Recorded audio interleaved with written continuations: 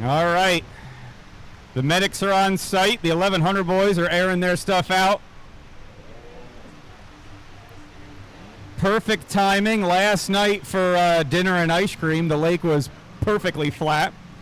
This morning for coffee, the lake was nice and glassy smooth with some rollers coming in.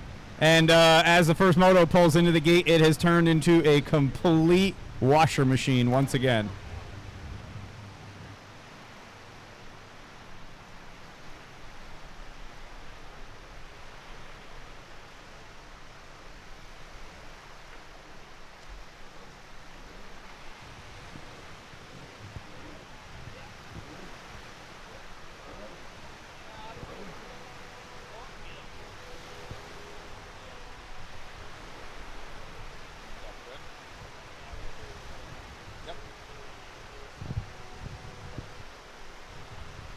All right, boys are on the start line. We're going to kick off as we always do with both national anthems. This only happens when we're this far north and have this many Canadian, attendants with us. I'll tell you, when you're far enough north for all of the highway signs to be written in 2 languages, yeah. I was never a very good student in school, so I had to pass about 3 or 4 of them driving up the road going, what the hell's that say under exit? Oh, never mind. I got it. Yeah, what am I sorting? What's going on here?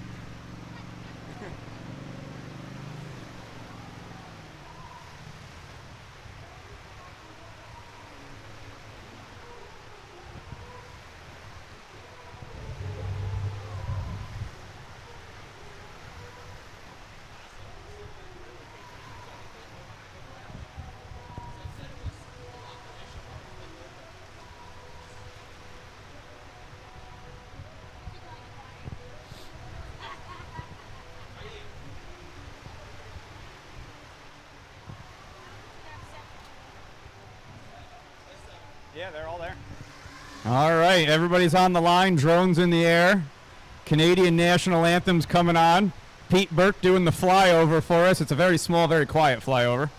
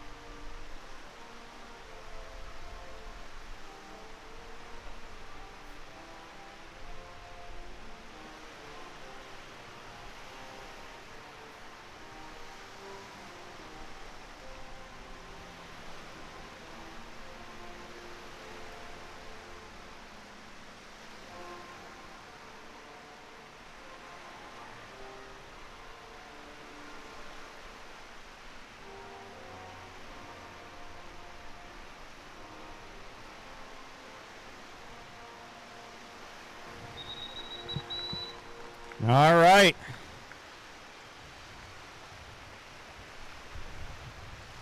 Let's get this thing fired off. Run about 1,100 novice down there on the line.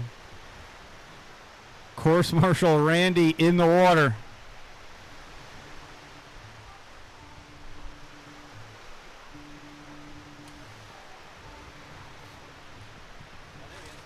I've been graced with having a live view of the live stream today under the scoring tent.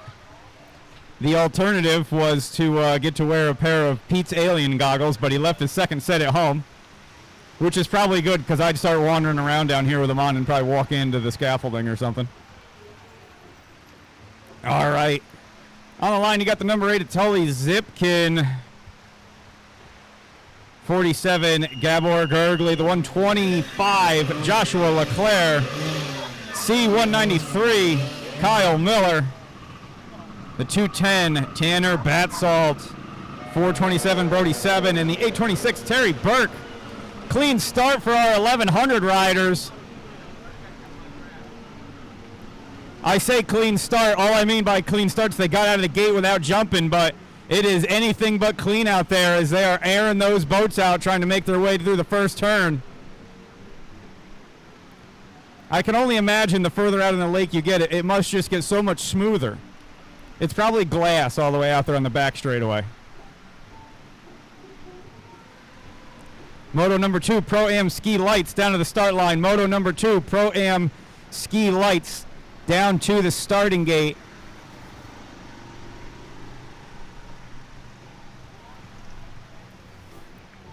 Hooking a hard right turn coming around that far yellow as I'm sitting here watching Pete Burke's live stream following the top 3. Keeping it close together coming back towards the beach. This is going to be our chance to see how this beachside split works its way out. Someone's got to be the guinea pig. It might as well be 1,100 runabout novice.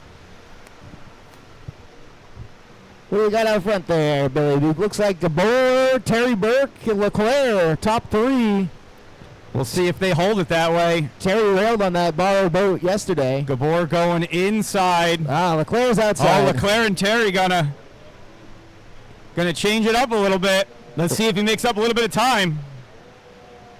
So this blue's tight right here, but it opens up to a little bit wider turn here, but this looks like it worked out for LeClaire. Oh, only by a boat length. Burke. Only by a boat length. I think we got that dialed in now. Damn close. Terry might have been able to make it stick if she didn't stuff that thing into the face of one of these rollers. She had a head of steam coming out of the inside. Followed up by Tanner Batzel, Brody 7, and Kyle Miller. Miller taking the inside option, 7 on the outside option, aired it out. Oh man, he just took a face full of water. That one hurt. Coming to a stop. Oh yeah, took the wind right out of his sails or his key right out of his ignition. I don't know what. He's got it going again. Yeah, that looked like the old tether blasted out trick. It's deceiving out in that back section. I bet there are at least 3 footers out there now. And they're breaking over top of one another. It's nothing predictable. Gabor looks like he's opting for the joker early. Oh boy, that's an interesting play for Gabor because I think he's giving up track position to LeClaire. Yeah, LeClaire going to make the pass. What's Terry going to do?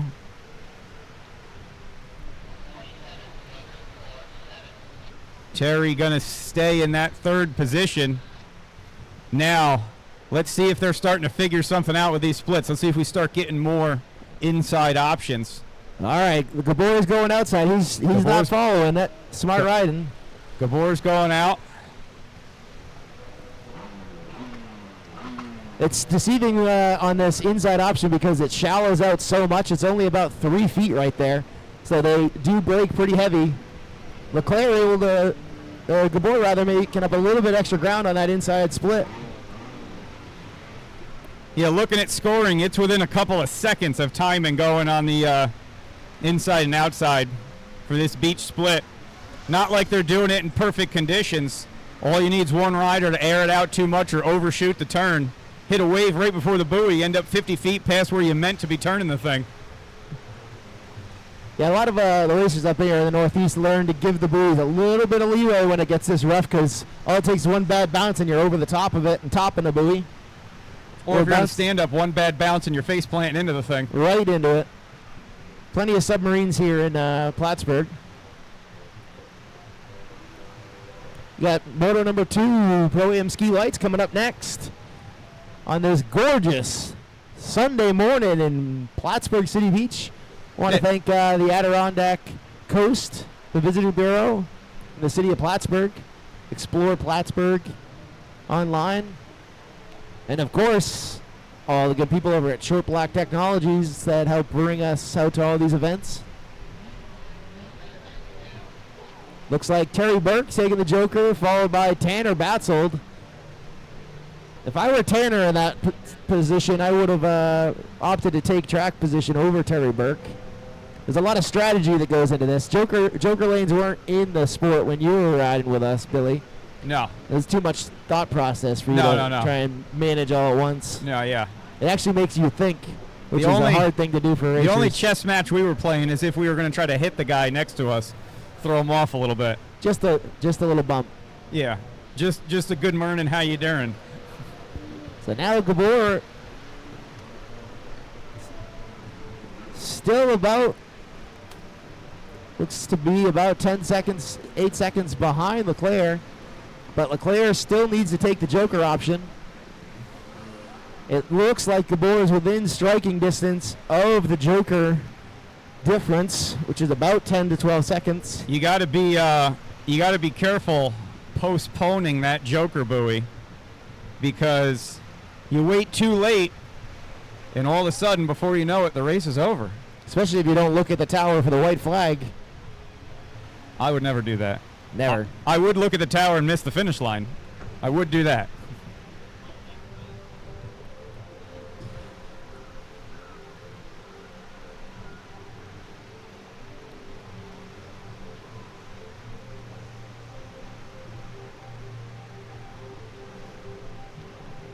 Leclerc putting in a heater out there. He looks like he's stretching it. Oh, boy. He's coming way out of the water on this front stretch. These boats are light, so they get some serious airtime out there. Leclerc has been killing it on lap times. He's got the fastest lap on the track by 3 seconds, and he's consistently putting the fastest lap in on the course every lap. I think we may see Leclerc in Pro-Am next season. Yeah, you can only sandbag for so long before everybody on the beach goes, hang on a minute. One of these things is not like the other. Terry Burke holding her own in third place, though, on that borrowed green boat. She came back in after that moto that she crushed everybody in on that borrowed boat and said, boy, that boat's way faster than mine. Yep. It's visibly faster. It's one of those Starzinski built boats, even though hers is too, but there must be something else in that one. That one's got a little special sauce. Airing it out in the on the start straight. Holy cow. She also weighs about 90 pounds, so that helps. Total weight of the boat and her is about 210. Oh, she almost came off of it in the back straight. 30 seconds left in this moto. Leclerc is going to be looking at the white flag next time he comes through.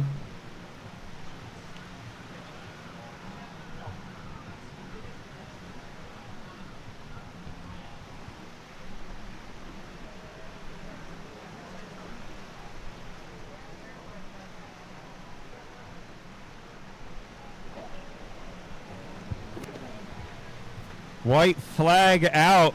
Still holding down Joshua Leclerc as your race leader. Gabor in second. Terry Burke still on that final podium position of third.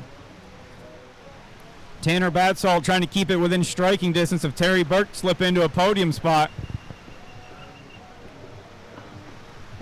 I looked away for a minute. Did Leclerc take the Joker lane? Because Gabor is right with him now. I got distracted. Yeah, he lost about 7 seconds that time. He might have done the Joker lane then. That was, yeah, either he took the Joker or for some reason he's about 18 seconds slower that lap than he has been.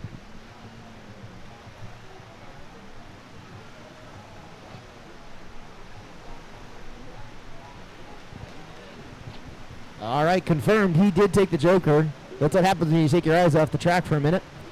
So everyone in the top 3 has taken the Joker lane now. So this is all 4 position. We have a white flag conditions. Let's see if anybody can make something happen here. Leclerc on the far right side of the course here. I don't think anyone's going to be within striking distance of him. There's not enough turns left in this thing. He is coming up to some lap traffic. We got Tully Zipkin out there stretching his new hips out. He gives way. Look at that. Look at Tully moving right out of the way. I believe these were the physical therapy orders by his doctor. Definitely. Be sure to go out, ride a 30-year-old jet ski in the worst conditions you can find. Yeah. We had a lot to talk about because he was healing up one hip while I was healing up my fused neck. And then he was healing up his other hip after I got hurt and busted my knee up. Where is Bobby Cardone? He's probably sitting at home in his TV room watching us. He should have made the trip up here. There is an airport right down the road. Leclerc with the win, followed by Gabor. Terry Burke trying to reel Gabor in on the last lap, though. She's got no quit. She's getting close. And then Tanner Batzel will be P4. Kyle Miller looks like P5 if you hold it together. Miller is coming up to the back of Batzel, though. Good ride for Miller. Pro-Am Ski Lights and Ski Novice down in the gate. Going to get ready to rock and roll for their 8-minute plus a lap moto. Getting their gate positions based on their finishes previously.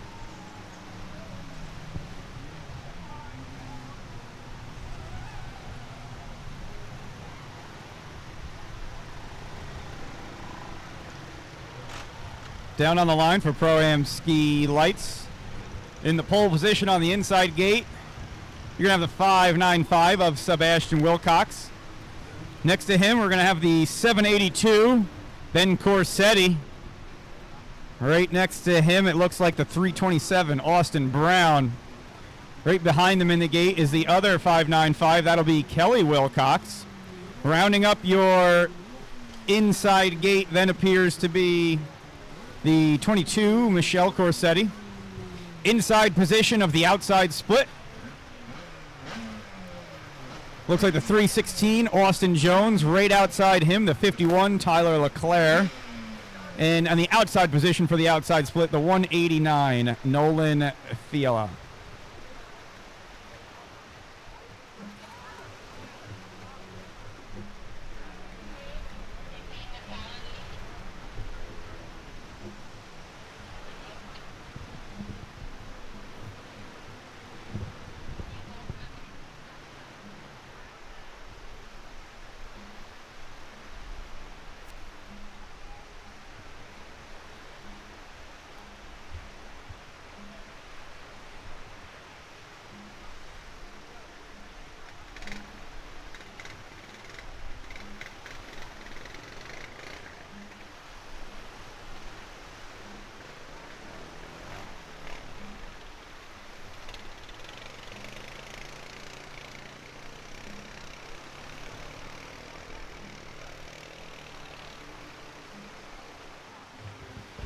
All right, we got a brief hold to get the tower situated.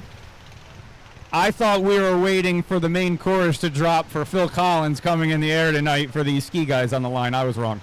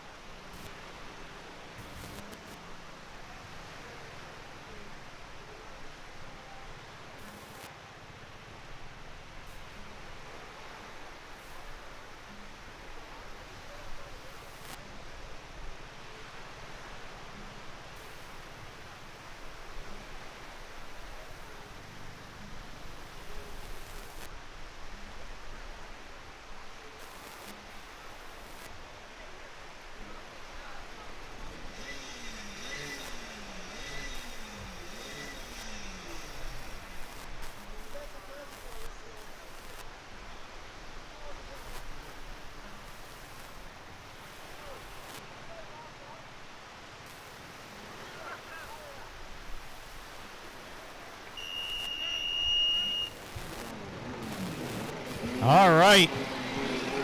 Going down the line. Last minute hole running to help Kelly Wilcox. Super J.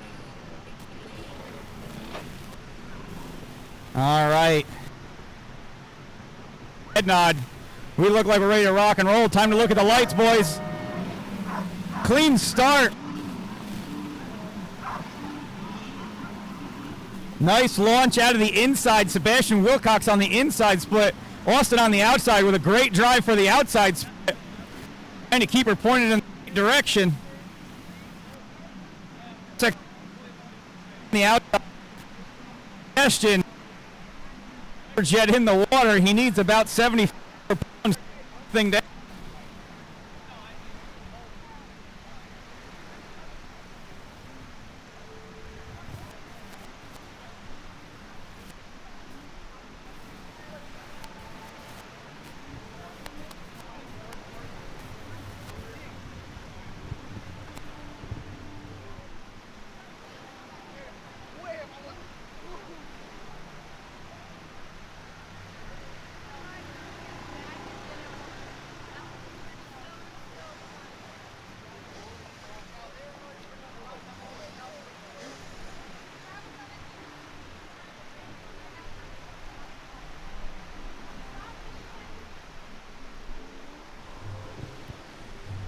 All right, back down here at the scoring tent. Mom and Dad are fighting as Sean and Shelly work out a little discrepancy amongst the computers, but we're still going to get a good order on these guys coming around.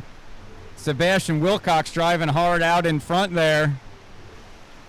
Almost looks like he's on a motocross track out there as he tries to jump his way through some of these rollers. Austin behind him. Austin on the old iron on the SXR. Whoa, This class used to be full of SXRs, but once the Superjet started getting a little faster and the rules changed a bit, the SXRs kind of died out. But I think I would probably choose an SXR in this rough water. They are heavier. They do stay planted nicely out there. Wilcox airing it out with the Holy. Corsetti and Wilcox and Jones are all pretty close in the points for today. I did print them off somewhere. Yeah. They're back at the hotel room. Yeah. Where they belong. They're around here somewhere. It's a few points between them. And in the season points, they're pretty close too. Followed by Nolan. And let's see which one's that one. That looks like a... Oh, Michelle Corsetti in the back. Michelle's in the back coming through. She was telling me yesterday she cannot ride this rough water. She is struggling with her back for some reason. Usually she's at the front of this pack. So it's surprising to see her in the back. Not surprising though. Kelly Wilcox is in the back.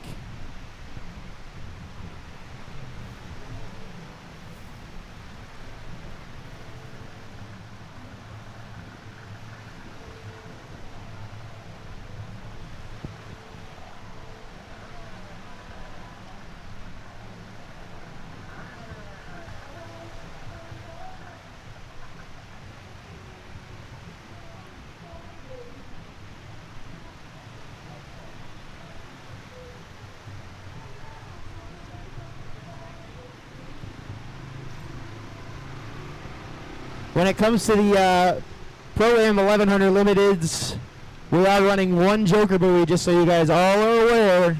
One Joker buoy, not two Joker buoys for Pro-Am 1100 Limiteds. When in doubt, ask them on the start line. Confirm it down there. Moto number 3, race number 3. Sports Spec down to the starting gate. Part of the 8-Ball Cup, the Sports Spec is. We've got, I think, 4 people in the running for the money at the moment. The 8-Ball Cup is the new rendition of what used to be the Triple Crown. We used to have 3 races across a couple of different promoters, and gone to the 8-Ball Cup now, keeping it in Region 8. It was a decision we made this season, and it's working out really good. You've got to hit all 5 rounds, and you drop your lowest round. And the winner of Sports Spec, Novice 1100 Limited, and Pro-Am, top 3 will get paid out. Coming up at our final round. Wow, Nolan is latched onto the back. That's Nolan Faela in position 3. Looks like his fastest ride so far. Where's that Brown? Who's in position 3 right now, Mr. Beers? That's Nolan. Yeah, okay. Fourth place, Ben Corsetti, Tyler Leclerc, Michelle Corsetti, Austin Brown, and then Kelly Wilcox. This is the best ride I've seen out of Nolan. I should not have said that because he just went down on the start straight away. Oh, Whoops. man, the announcer's curse. You see it in every motorsport. Man, as soon as I said it, he just came off. Yeah, you watch motocross, and they go, man, that guy's flying. And then, boom, over the bars, into the woods. You watch NASCAR, and they're like, that guy's car handles great. And then he's upside down, sliding down the back straightaway. He was right on the back of Austin. That's impressive riding out of Nolan. Austin's been picking up the pace. Sebastian goes for the Hammerhead Tactical Joker Lane. We do miss seeing our good buddy Jeff Stout from Hammerhead Tactical out here. He used to race with us in the day. He's now too busy with his regular day job to come out and play with us, so he does help sponsor the series. Hopefully we see him in Sylvan Beach. He's a little closer to Sylvan. We may end up seeing him. But if you want to see some cool artillery and ammunition and gun stuff, go check out Hammerhead Tactical, because he can get you all the cool stuff. Even the big boom boom guns. What about the really cool stuff that you have to officially lose in a boating accident? Those are, we don't talk about those. Oh, okay. Wilcox putting in a lot of laps this weekend. I'll tell you, you can see how big the waves are getting out there as he's launching off those things. I know he's trying to find the smooth spots and even trying to find the smooth water. These guys are still all over the place. A bunch of our sports spec riders are out there getting their machines ready. Looking like the wind's picking up a little bit. These breakers coming into shore are getting closer and closer together. I think we're going to see classic Plattsburgh conditions all day today. Remember the first time we came here, Sean, and we had no idea that that's what would happen? I don't remember that far back. I hit my head too many times. What year did we first come here? It was 8 years ago, I believe. No, it was more than that. It might have been 2017. Yeah, it could be 2017. Yep. 15? Wow, all right, 2015. Maybe we have been here more than 8 years. Yeah, and I think the first day gave us false hope. It was glass. It was beautiful. It looked great this morning. I might have some pictures or GoPro videos from that race back in the day on a VHS somewhere. Yeah, we got to dig out the VHS players. And then we all woke up the next morning and said, what the heck happened to our jet ski race? We got a battle here on the front straight. Keeping it close. Is that Brown and Leclerc? Yeah, the 51 of Brown falling off the pace a little bit that lap. Leclerc only 2 seconds behind him. Picked up 10 seconds on him that last lap. He's trying to put the pressure on. They're going into the final lap here shortly. Oh, Michelle Corsetti going to get lapped here by Sebastian Wilcox. She looks like she is hating life at this current moment in time on that Superjet out there. It was one of the fastest Superjets in the series. Except today. Except for today. Listen, it does not matter how fast your ski is in conditions like this. No. And I have the perfect example for that. Sports Spec, when Jimmy Wilson was here and ran Tony Corson's red Wave Blaster and smoked everybody and said, man, this thing's fast. And then the waves went away and he found out, no, it in fact is not fast at all. In conditions like this, it doesn't matter what horsepower you've tuned to, what mile per hour you've GPS this thing at the lake on a Sunday evening at sunset. Yeah, that pump's not in the water for half the race here. Doesn't really matter how much horsepower you got. No. It's like having a really, really fast car and driving it down the roughest dirt road.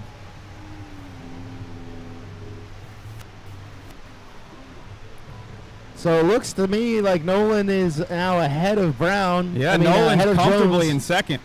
Yeah, this is the flyer for Nolan. I didn't see where the pass was made on Austin. And a good ride in third for Austin. It's not a fluke. Nolan's been consistently putting down the second fastest lap times behind Sebastian Wilcox. Very impressive. He's a Moto transplant. He's a Moto kid that just started racing with us this season. A lot of moto transplants in the jet ski world. A lot of us moto guys gravitated towards jet skis after we got hurt too much. I haven't learned that yet. I gravitated the other way and found out that the ground hurt a lot. The ground is hard. Oh, who took a water sample here? Oh, disappeared behind the SPT. Stuffing it out there. Who is that? You can't even see him behind the. He can stand up right there. It's only like 3 feet deep. Can't quite tell. Oh. Tyler Leclerc going to come through, try to get by as safely as possible. Whoever it is that struggling to get back on that boat. That might be Austin Brown. Oh, it is. Yep. Yeah. Took the wind right out of his sails. Checkered flag. The waves are so big out there. The whole hull and himself were disappearing between the waves. Couldn't quite see who. It wasn't the old. Oh, I can't read the numbers on that. It's the boat disappeared. We got some deep holes out here in this Lake Champlain. Maybe we'll see Champy today. Champy comes out on days like this, right? I don't know how that rumor works. Good ride for Wilcox. Stretching out his points lead. If he can walk away with this one this weekend, puts himself in a comfortable spot going into Sylvan Beach. Oh, yeah. Michelle Leclerc just trying to survive to the finish. Very happy to see that checkered flag as she looks over her shoulder.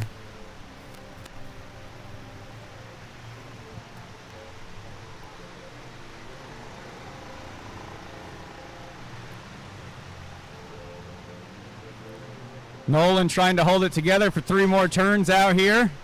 Going to be looking at the checkered flag when he comes through the second half of this split.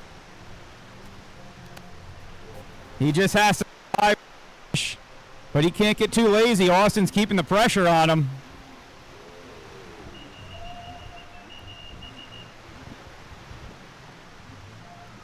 Sport Spec lined up down there in the starting gate.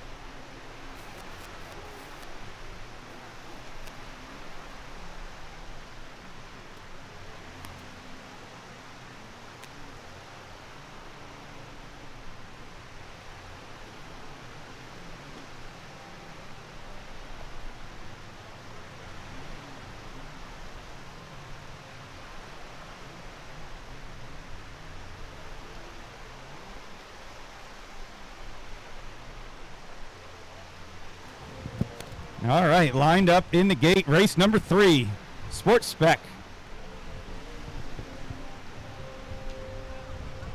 Only 8 entries in this class this weekend. Used to be a minimum of 10.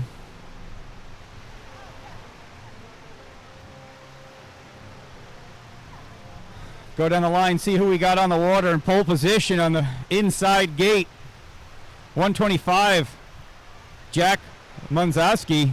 Right next to him, the number 7, a veteran in the Sport Spec class, Kayla Pliska. Right on her outside, she's going to have Brett Hahn.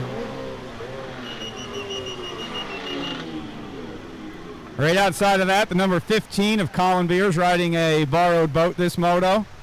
Pole position for the outside gate. Looks like the 706 Noah Dolly.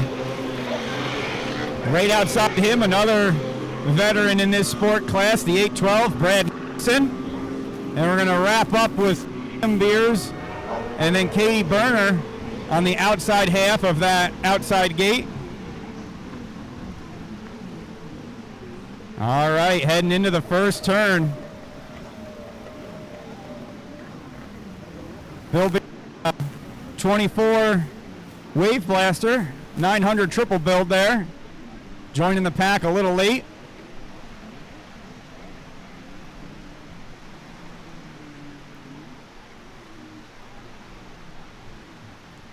I see what appears to be Jack and Brett out front going into that right-hand side of our race course, working their way back. Those C2HXs really going to thrive in these conditions today as they try to cut their way through the chop. Jack and Brett airing it out there.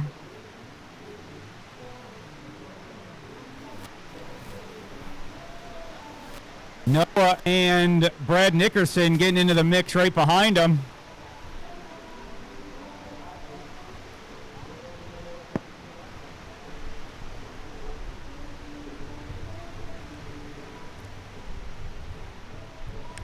I don't know who I saw on the start straight there on the inside, but I saw one of these guys air out about 10 feet out of the water. Hopefully someone had a GoPro next to him. That's how you get the pumps to really, clean themselves out, right? Who do we got up front? Is that Mr. Brent?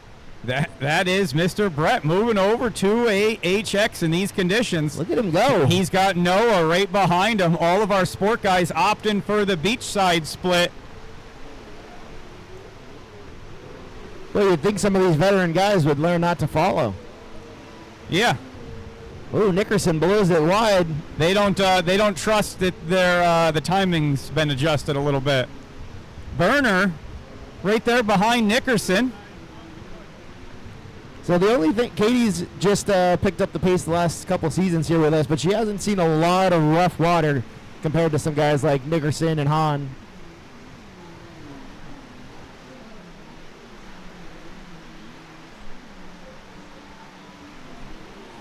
Race number 4, amateur 4-stroke ski. Race number 4, amateur 4-stroke ski and Super Chickens down to the starting gate.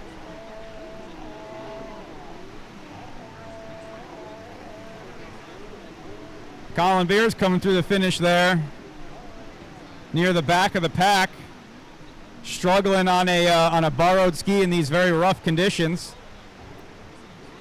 Kayla Pliska bobbled early, but now she's getting it back together, trying to keep that Yamaha Wave Blaster under control. Not an easy task in these conditions.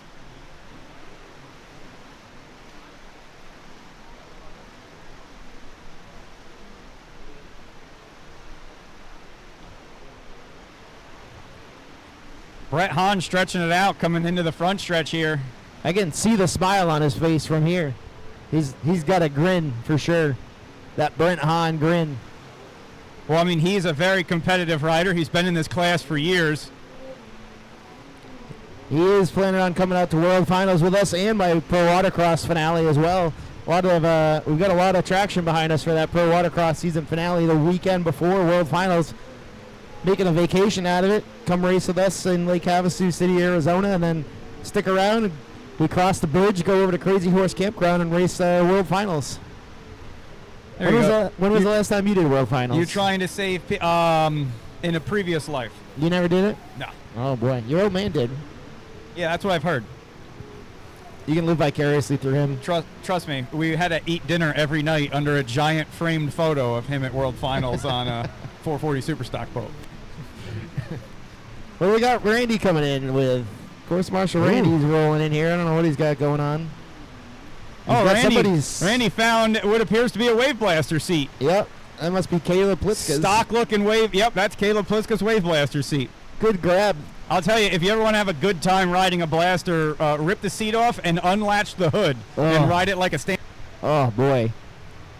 I did that with Matt Adalion's Black Blaster out at Watkins Glen. Where is Adalion anyway? Haven't seen that boy in a while. He showed up to one race last year, I think, to hang out. I'll tell you, listen, if Brett's going to keep racing in HX, I have a request. It needs to be painted an aftermarket, very noticeable color. Oh, no, he's already working on that. Oh, good. It's underway, for sure. It's going to be neon pink. Oh, perfect. We talked about it. Yeah, because that's how I find him out in the water. He has the prettiest sport boats. That is hands down. I really want to know who his paint guy is. I think he does it himself. No way. I believe so. That's good to know. I like his pink blaster. His pink blaster is my favorite looking ski. Wait till you see what I have for livery on the ski next season. Oh, geez. It'll be about the I color swear of to the God, shirt. if it's the Sea-Doo 3D that I saw in the parking lot at Watkins Glen. That's about all I can ride right now is a 3D. That's it. I'll tell you, that's in the budget. Halfway for Noah Dolly.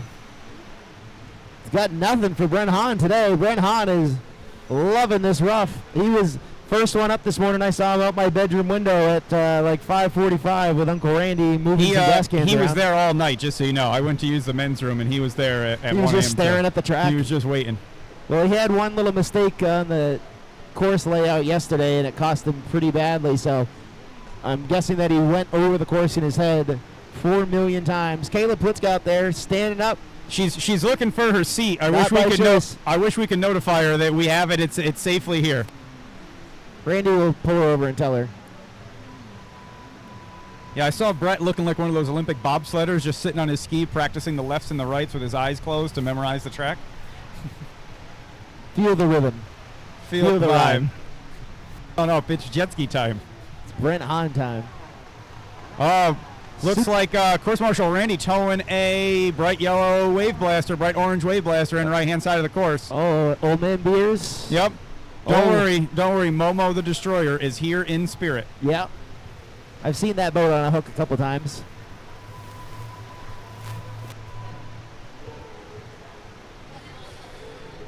Final minute of this moto. It looks as if Brett is going to try to cross the line before the time elapses. Going to give us 2 more laps. He'll get the white flag the next time round.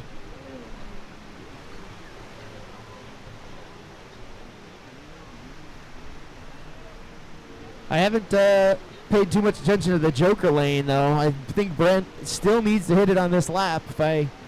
He has plenty of comfortable margin to get that done. So who's in second place now? Because Dolly looks like he's falling back. What's this timing? Jack Munzowski's still holding down a second place position. He's had that since the beginning there. Okay. The downside is Jack and Brett are like camouflage. They kind of look the same out there. Yeah. That's why Brett needs to get on that paint job. Dolly did just take the Joker lane. That's why he was a little further back visibly. Yep. Let's see. We'll keep our eye on Brent. I believe he needs to hit the Joker on this lap. But he's got more than enough room ahead of second place. Ski amateur and chicken down to the line. Amateur ski and chickens down to the line. This is probably the first time and the last time anybody's ever going to say that sentence. Amateur 4-stroke ski with super chickens. That's why I think we should just make it fun to mix up stuff that doesn't belong. Maybe down on the line, Kelly, we have the super chickens switch with the super jets, and the Zipkins ride the stand-ups, and the boys ride the super chickens. You might want to hire a couple course marshals for that race. Sebastian, do you want to ride a super chicken in this next moto? How about you guys ride double with Tully and Sue? So you ride with Tully. Brown rides with Sue. It'll look like that old sidecar racing in Isle of Man where Sebastian goes by hanging off the right-hand side of the boat trying to get extra track. Speaking of sidecar racing, I want to do sidecar motocross. Have you seen sidecar motocross they do over in I Europe? have. And it's insane. There's some dudes. Somebody said motocross wasn't dangerous enough and the guarantee of getting hurt wasn't high enough. Let's go do it with a friend. Yeah. White flag flies. I'm not saying I have trust issues, but I don't know if I would let you drive. I don't know if I'd let you drive either. I wouldn't get on with you. I would go nice and slow. So we've got Hahn, Mazonsky, Dolly. Making their way through a little lap traffic here. I think Colin. I don't know if that lap traffic wash is so much a part in the racing today. Usually it's you got smooth water, and when you hit the lappers, it starts to get rough. It may start to get better because there's no way it can get rougher than this. So does that put Nickerson in fourth? Is that that does put Mr. Brad Nickerson in fourth? Well, this is going to be an interesting shakeup of the points for the weekend. Oh yeah. We'll print those off so we have some of the. Those points are shaking up about as much as Brad's back is after he just shot that thing 5 feet in the air. It looks violent. Doesn't look like he uses his legs at all. I think he's using all spine. They're just there for aesthetics. Katie Berner pulling up to 5th place position, learning her way around Plattsburgh in the rough. Very good run by Katie this morning. So they just added Women's Sports Spectre World Finals, and Katie Berner is one I'm trying to get to go out there, but I can't quite convince Mom and Dad to let us fly her out there. she's got some other obligations, I guess, that are more important than jet ski racing. Being an adult and stuff. I don't know. But that'll be an interesting class, women's sport out in Havasu. There's definitely some fast women in that class. Checkered flag comes out for Mr. Brent Hahn. Brett's back got tired of the beat, and he's standing up like he's back riding his Wave Blaster. Also a Moto dude. Moto guys love the rough. He's got some cool vintage bikes. Yeah, Brent, he is pumped. He is psyched. Look at him go. Good ride, Mr. Hahn. Jack going to hold down that second place position. That is a commanding lead in a sport class. Very impressive.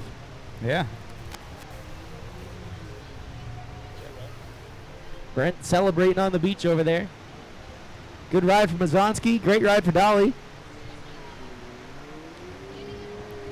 Everybody else is just happy to have survived this moto. Whoa, Dolly, the Superman almost comes up at the finish line. Oh, I don't know. I believe happened. Dolly missed that blue SBT buoy. I think he That might have last done on the one. right side. We'll have of to it. get a look at that. Yeah. All I saw was his feet over his head.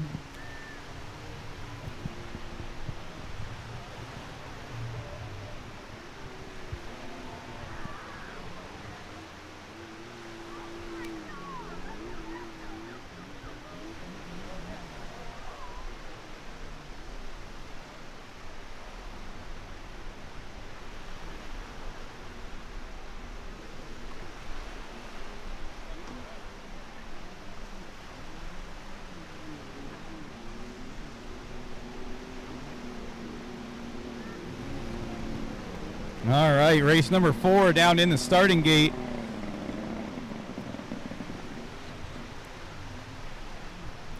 Your 2 amateur 4-stroke ski riders.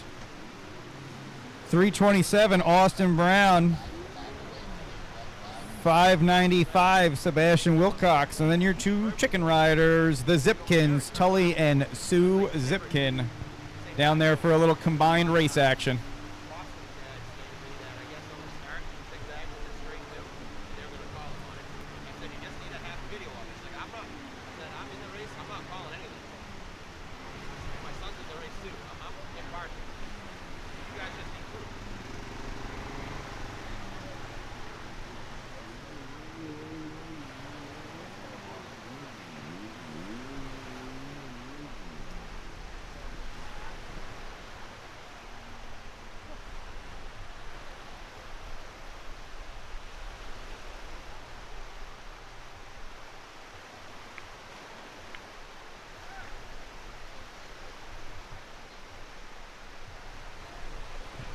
All right, now I remember yesterday Van Way and Sebastian were playing rock, paper, scissors. Okay, good. Van Way and Sebastian were playing rock, paper, scissors, and Sebastian couldn't take off until he won rock, paper, scissors. I don't think that was enough of a disadvantage for Sebastian, so someone please go to Walmart and buy a Rubik's Cube. And he is not allowed to take off until he solves the Rubik's Cube. I don't know, what, 15 seconds for a Chinese kid, maybe. Not for me. 15 years for me. That's 15 minutes if I take all the stickers off and put them back where they're supposed to be.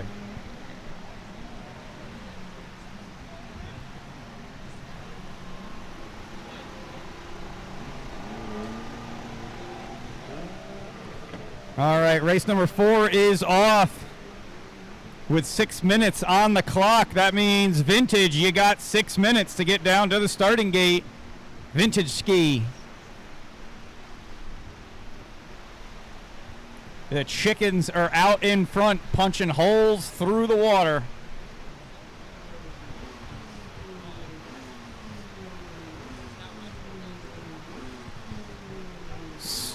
Tully out front, Sue behind him. Sebastian making some ground, getting around Austin.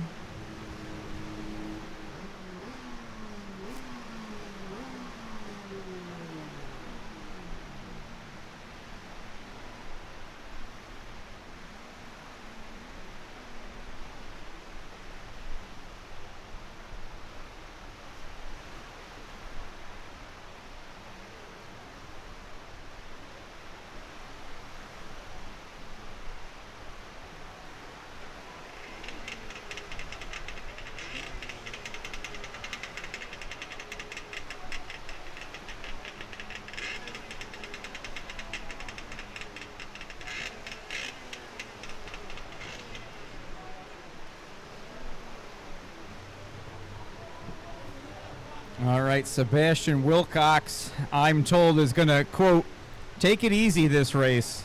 He's a little sore from yesterday.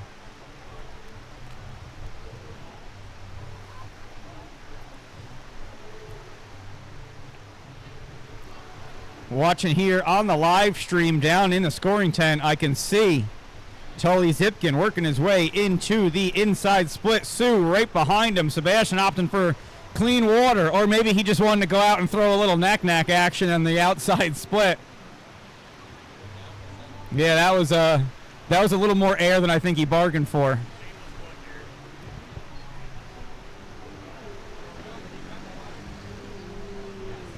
I want to remind everybody, if your family is watching back at home, maybe they don't remember what your number is out there on your fancy new race boat with your fancy new graphics kit. Your name and photo will be on the live stream next to your position. Unless your photo's not in the system, like one Anthony Corson, in which case we have to find the most embarrassing picture we can find on social media from 15 to 20 years ago. Oh, Austin subbing the front of that big Superjet coming down the front straightaway.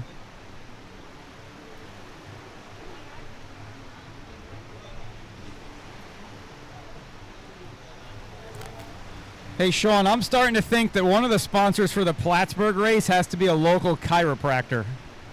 They would get tons of business.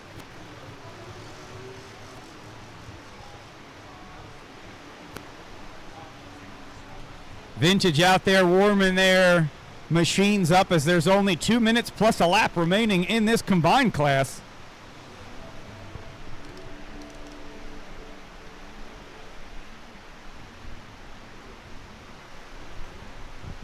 Oh man, we're taking on a little bit of water, Captain, up here at the scoring area.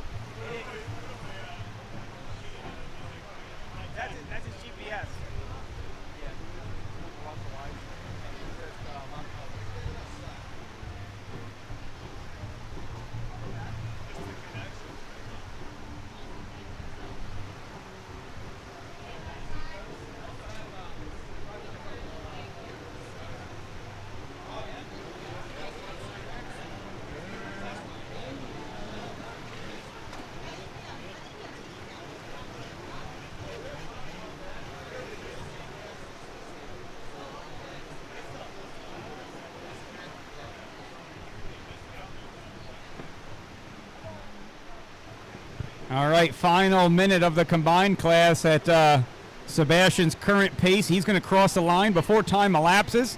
Looking at about 2 laps left in this moto. Sebastian going to get around Tully Zipkin. Sue Zipkin just behind, working through the inside split on the front stretch.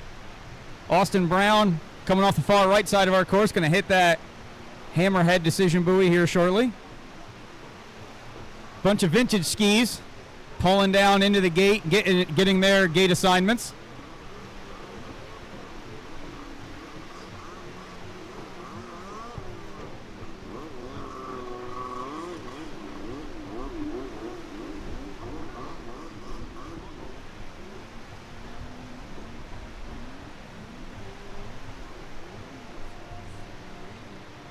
Got a little water coming up.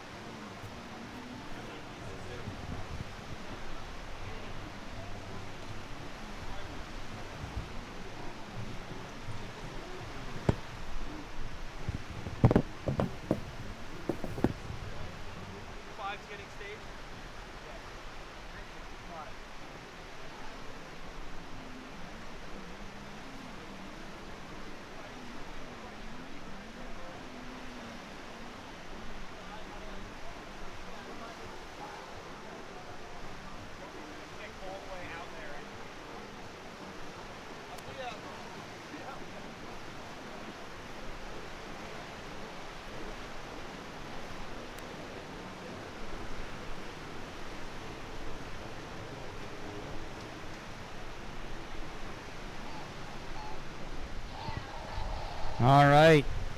We're going to be looking at the checkered flag next time Sebastian makes his way down the front stretch.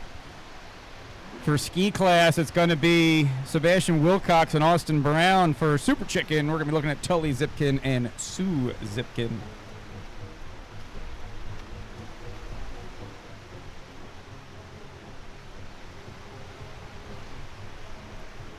We had to take a little moment there to get a bunch of our cords and connections up off the ground in the Super Space Age technology loaded scoring area as the winds continue to pick up and are actually pushing the surf all the way up into the tent. Whoa!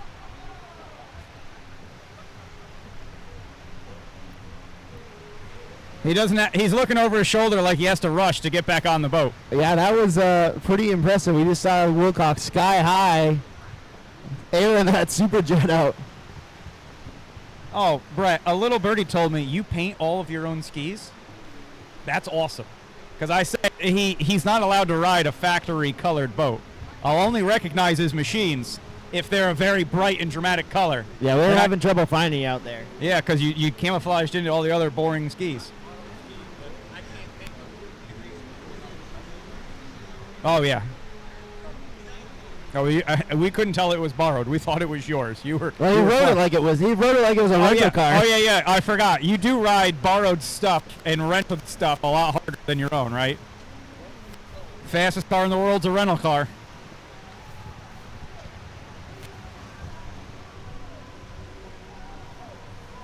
All right, Vintage is in the gate. I heard these guys were trying to pay $20 to make it a 2-minute moto. I think a few of them would not mind that. Which is 1 lap. Both the Corsettis were complaining about their backs this morning. Well, the good news is the motos are based on time, right? Yeah, so it's the same amount of time either way. Well, when it was laps back in the day, when the conditions were like this and we still did, quote, lap, the laps all lasted 5 minutes. Brutal. We are going to skip lunch today, but right at the end of our racing, head on over to the One Up Arcade and Pub. They are providing our staff lunches. They are a sponsor of the event. They are going to be a continued sponsor of the event for years to come. It's a new business over there. Oh, that would be where we went for our little ice cream date last night. That is accurate. They do have ice cream. Their arcades are not up and running there yet, but they will have arcades The there. only reason Sean and I did not join in the line dancing that was taking place down there. I heard there was line dancing. Yes. It was down there. It was right out in front of the ice cream stand. I completely missed out on that. Yep. I heard somebody talking about it, and I did not know where the line dancing was. Oh, yeah. Shelly, there was line dancing last night, and we missed it. Yeah. Sean could have been your partner. I don't think you have partners in line dancing. I'd like the do-si-do, Shelly.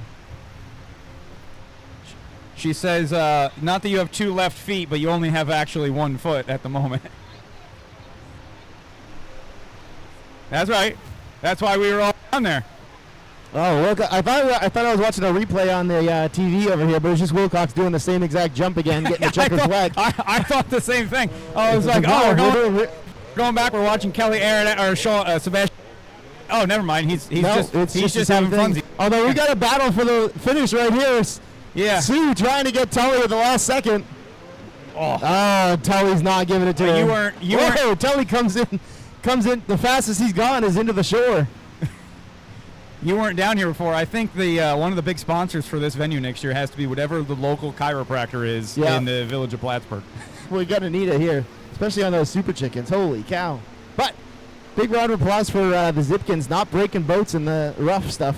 Usually they end up breaking something, but I shouldn't talk about them. I might give him a curse. I love that he has UMI handlebars on a chicken. All right, Vintage lined up in the gate.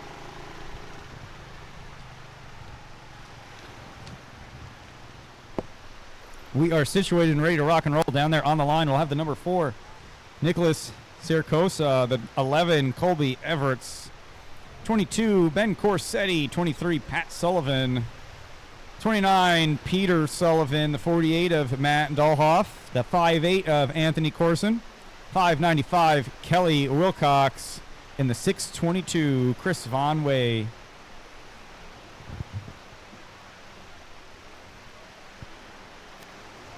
Our final 4-stroke amateur ski competitor making it across the line. We'll be ready to kick off this vintage ski class.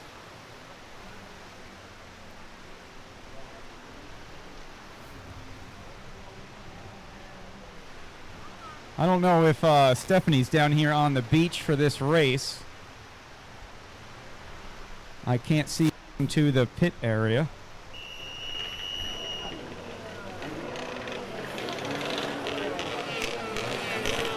All right, clearing them out, going down the line, getting the all clear, ready to rock and roll. Greg Wolf all the way on the inside, clearing that thing out good. Putting in the water late, getting it hooked up, manages to find a drive going into the first turn.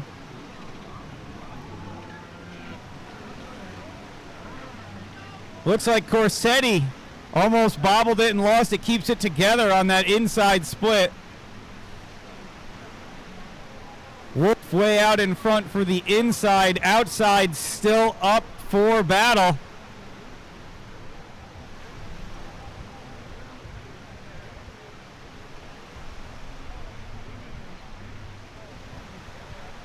Colby Everett's leading it on the outside, pulls in right behind Wolf. Wolf looks like he almost got a little lost out there. Had to cut back hard to his section of the course. 11 and Pat Sullivan, Colby Everett and Pat Sullivan continue to battle it out on the outside split. Wolf looks like he's going to slide into the second position as the splits come together. He had a little moment where he started drifting towards the buoys on the other split, had to cut back, lost a little bit of time. Now he's got Pat Sullivan right behind him as he's going to try and go out there and chase down Colby.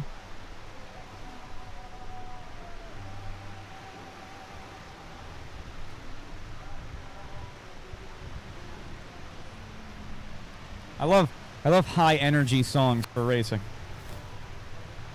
It gets you right in the feelers. Does it? And my brother will be for life. All right, that's all I'm not serenading you, Terry. That's it. Yeah. Wow, she walked away fast.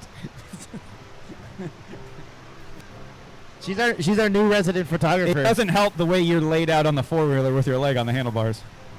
Eat your heart out, ladies and gentlemen. Whatever. We're not here to judge. Mostly gentlemen. Yeah, heavy on the gentlemen down here on the beach. Almost exclusively gentlemen. I don't know. There's not many women around here for some reason. All right, who do we got in this slow motion race over here? Colby's still trying to hold it together. Wolf trying to battle back from a mistake on that that inside split off the start. Followed by Sullivan. We got two Sullivans. It is a heck of a day to ride a 701 Superjet. I don't feel as bad for them as I do for those boys out back on the 550s. Who's in the 550 hunt? We got, it looks like Van Wee is leading the 550 pack. Corson had made up a little bit of ground, just bobbled going into that hard right, but then... What are they? Is that Kelly and Corson down together? Not exactly together, but near one another. Nope, Kelly's way behind him. That was... I think that's Van Way. Can't even see who that is. He's down in the hole. You know those tall sticks with the orange flag on it you have to put on your machine when you're out riding the dunes out in Utah? They need desert dune flags? Little desert dune flag. I think as part of safety tech, just for Plattsburgh and maybe sometimes Sylvan Beach. Looks like Van Wee's... The ski guys need a desert dune flag. His goggles either got blown off or pulled off. They're on his handlebars. Kelly Wilcox is trying to make some moves. He's putting a charge on. He's got someone in front of him to chase. Oh, Wilcox makes his way around Van Wee. Van Wee wreck riding over here. He's going to go do some log jumps over your SBT merge buoys. I don't know what he's out wreck riding for a minute. Oh, Tony goes down again on the beach split. I've ridden that ski at his house, and it was remarkably difficult on a beautifully calm day. Yeah, I would. I don't think you could pay me to ride that ski today. He looks like he's having fun, though. Airing it out. Still out in the lead, Colby. Looks like George Wolf opting to take the Joker lane, give up some track position to. I'll tell you, they're gonna have to get it out of the way early. There's only 2 minutes left in this race. It's like going to work out to be about a 3-lap moto. 3-lap moto for the vintage class. Which is almost exactly what they asked for. What are they doing for lap times right now? Up in the 2 minutes? Yeah. Well, according to the sand dial over here that we're using. Oh, 2 wow. 2 minutes, 33 seconds. There's some discrepancies here, Sean. The fastest lap we have so far is 2:33. And remember, that's from the start gate. Is 4.5 minutes. 4.5 minute We're going to call that the 3-hour tour. I think he's trying to mathematically work it out that he actually only has to do 2 laps. It's brilliant when you break it down. That 4-minute lap time must have been Wilcox. It was, no, actually, it was not. That was Tony. So Everett's Kelly Wilcox actually put in a very respectable 3:40. Right in the middle. He's under the sub 4 minute lap times, doing pretty good. Yep. Oh, looks like Sullivan may have gone down on the start straight. He's going to give up the spot to Wolf. Wolf makes his way around back in a second. Wolf has done the Joker lane. And he's made up the Joker. So Wolf is sitting pretty right now. But Sullivan's not going to give it up easy. They're side by side going into the back part of the course. Sullivan cuts him off. Takes the nose off that thing. Did. He must go to the Sean Dudek School of Racing. That was some good riding by He had Sullivan. about a 1 foot lead on him, and he just slammed that thing over. You gotta shut the door. Yeah. Can't leave that door open. Yeah. I learned years ago from Matt Vetrano that if you leave a 6-inch gap between you and a buoy, an SXR will fit in there. Oh yeah, there's pictures of it. Yes. There's actually still marks on the side of my SXR from it too. Remember that picture of my nose in the back of what's his name is Trey? Who was that? Yeah, all the room in the world. He just had to step forward a little bit. Yeah, I just rode. I rode his ski. Move over a smidgies. We're carpooling. Oh, it was Cole Moriarty. Yeah, yes. It was in the back of Cole's ski. He could have sat on the hood of my SXR. You know, the first time I ever met Sean Sweeney, he was standing on the hood of an SXR that was behind him while he drove his SXR. Still one of the more impressive things I've ever seen done on a jet ski. That boy could ride. Looks like he couldn't drive. He had a learner's permit at the time, but he could ride. Wilcox takes over the 550 lead, still holding off Van Wee. Wilcox looking over, hoping to see the white flag. I think this is going to time out that they may actually have to do 4 laps. Yep. They're going to be very upset. Oh, someone went down over at the sausage coming out of the merge. It looks like it might have been a Sullivan boat. That is a Sullivan boat. Wolf saw it. That's Patrick, right? That looks like Pat Sullivan stuffing it. Although Peter's now getting onto the back of George Wolf, but I don't believe Peter's done the Joker lane. Everett's airing it out in the lead on the red and yellow option on the shore side. White flag this time through. Time did elapse. They will end up doing 3 laps. Very happy, I'm sure they are. This is just proof that the old lap metric was difficult. Racing by laps did not work when it came to races like this. No. Peter Sullivan charging into the splits on the beach side here. I think that he wants to put the fight to his brother. He wants to try to be close enough to at least capitalize on a mistake. George Wolf, though, is an old veteran, salty old veteran. He used to race back in the 90s quite a bit, made a comeback this year. This is his first year racing in decades. Close battle, though. Oh, boy. Peter looks like he's got the motor. He's going to have some company. Peter takes the inside. George Wolf gives up the inside line. I don't know if he gave up the inside line or flew through the air past the turn. It could have been he just jumped past this corner. For those of you that have never ridden a jet ski, you have to be on the throttle for them to turn, and you also have to not be airborne. Yes, you need to be in the water. That is one contingent on turning a jet ski, is being in the water. That's step 1 when they give you a boater license. If you're not in the water, you're not in control. Up next, so we've got, this must be Pro-Am, run about 1100 limited. This will be the best race of the weekend to watch. This will be an I'll tell you, interesting one. if they get off the line in every moto with no red flag, I'm buying a lotto ticket on the Northway on the way home. So far, we have not had a red flag start. I have been switching up the 1 to 5 seconds on the green light. Maybe we'll switch it up a little longer on this one. Yeah, in case you guys are wondering how that works, Sean is sitting behind the start gate, giggling like a schoolgirl as guys start to get antsy and creep forward, and he just goes, no, no, no, not yet. Not yet. Wait Not for yet. It. Wait for it. Yep. Steady. Go. Yep. Cove, that's on his backup boat.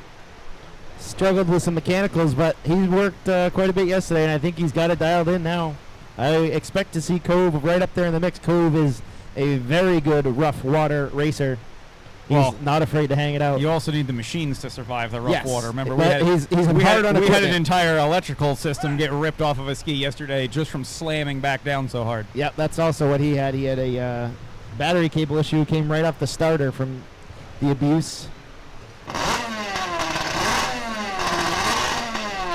Ah, the sounds of an old X2. That's an alarm clock sound I would set first. That thing is in the morning. best sounding X2 on the beach. Although navigated by Pete Burke, it misses buoys quite often. Well, in a few years, he'll learn to pilot it remotely from the tent, and then he will be unbeatable. So we did work with L3 Harris, the company where Pete Burke works. Sylvan Beach 2 years ago, we actually helped them test out. We torture tested some radios that actually would be operating unmanned vehicles in the war. Well, that would be a fun race. So those radios are actually overseas right now. Obviously some being used for tourism purposes. Yes, tourism purposes. Yeah, okay, only. cool. Checking flags I've out. been to those kind of resorts. Colby with the dub. Although last minute crash for Sullivan on the inside split. He gets back going. Yeah, but Wolf's fight in those conditions on the outside. Holy It cow. is getting... Oh, Sullivan down again. Oh, Uh-oh. Patrick sees Peters down again. there's... Peter looks over his shoulder. He's just going to ride this thing through. He survives. It's going to come down to the wire between Patrick and George. And it goes to... Oh, no, that's a lapper. Actually, that's not Patrick. Where is Patrick? There he is. He's behind George. George would have been able to make it stick if he hadn't aired it out so much on the outside part of our... So I didn't see when Peter took the Joker lane. Well, that's because, we have people for that. Yeah. Good race, though. Those poor vintage riders. I'm excited for this next moto. This is going to be a good one. This is going to be awesome. Currently, I believe Ian Smith is sitting above Edward Lee in the points. I have zero prediction that we'll be able to see anything because as these guys slam through these conditions, it's going to look like a bomb going off in the lake. You will see a lot of airtime. These boys hold it wide open. Every one of these guys are veterans in the rough. They have raced some of the roughest conditions we've ever had in Sylvan Beach a couple of years ago. Those are some historic photos. They are pretty nasty photos. There's one sick photo that Todd Sarzinski posted Thursday, I believe. It was Pete Burke's drone video from here. And it's 3 of these 1,100 boys just completely skied out.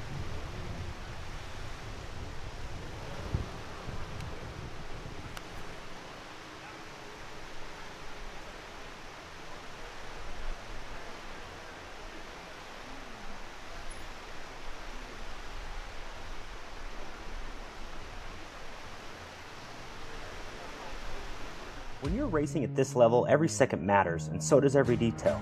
I trust SURECAN, the official fuel can of Pro Watercross, to fill up my jet ski. With the rotating spout at the bottom, I fuel up fast. No more tipping, no more spills.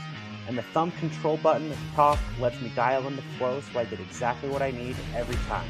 Fuel smarter, race harder with SURECAN.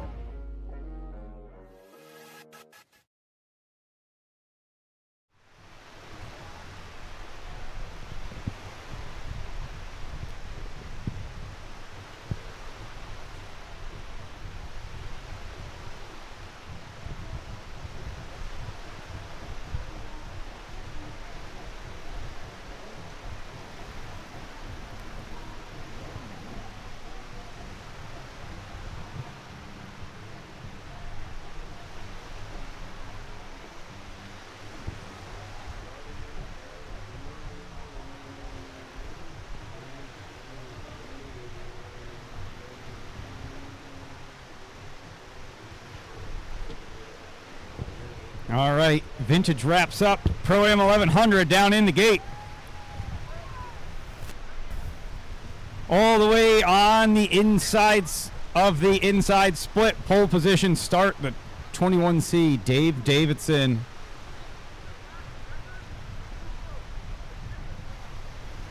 We're also going to have the 69 Cove Batsalt, 72 Ian Smith. In our outside gate, we'll have the C477 of Jay Edworthy. Right outside him, we will have the 46 Todd Sarzinski. And right outside of him, the 706 Noah Dolly. 6 riders for Pro-Am 1100 Limited. Not a class for the faint of heart.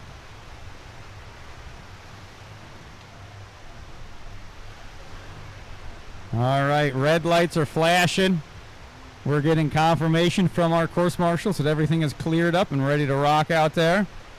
Gonna fire these old skis up and get ready to put on a show.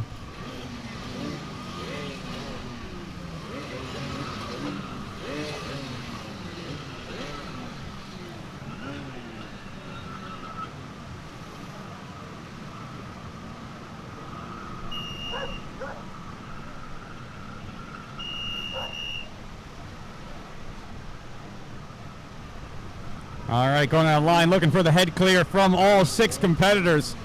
It's sounding ready to go. Time to look at the lights. Quick on the green this time. Dave Davidson with a great jump out of the hole. Todd Sarzinski on the outside split, shot out of a cannon. Launches out ahead of Jay Edworthy. Oh, Davidson gets motored on the outside. It appears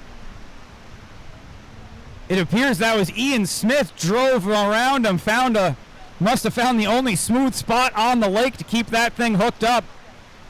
Todd Sarzinski keeps it hammered on the outside, trying to carry some speed and put some real estate between him and Jay Edworthy.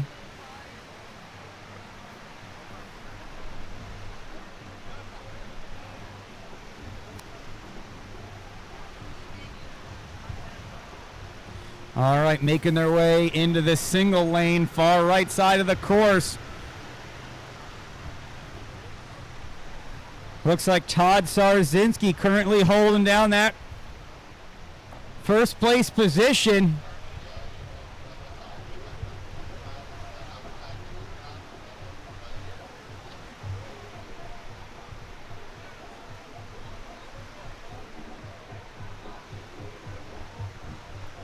All right, Joker lane closed on the first lap.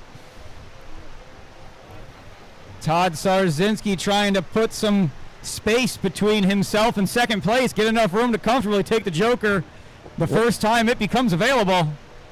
What a start for El Presidente Sarzinski, airing it out.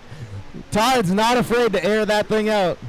He cannot relax, though. He's going to have Ian Smith, Dave Davidson going to follow him on the inside. Jay Edworthy going to opt for the far side of the split. Oh, man, is that Cove broken down out in the back section? Yeah, that looks like Cove having a little tech issue out there. Oh, unfortunate. Noah working his way through the split now.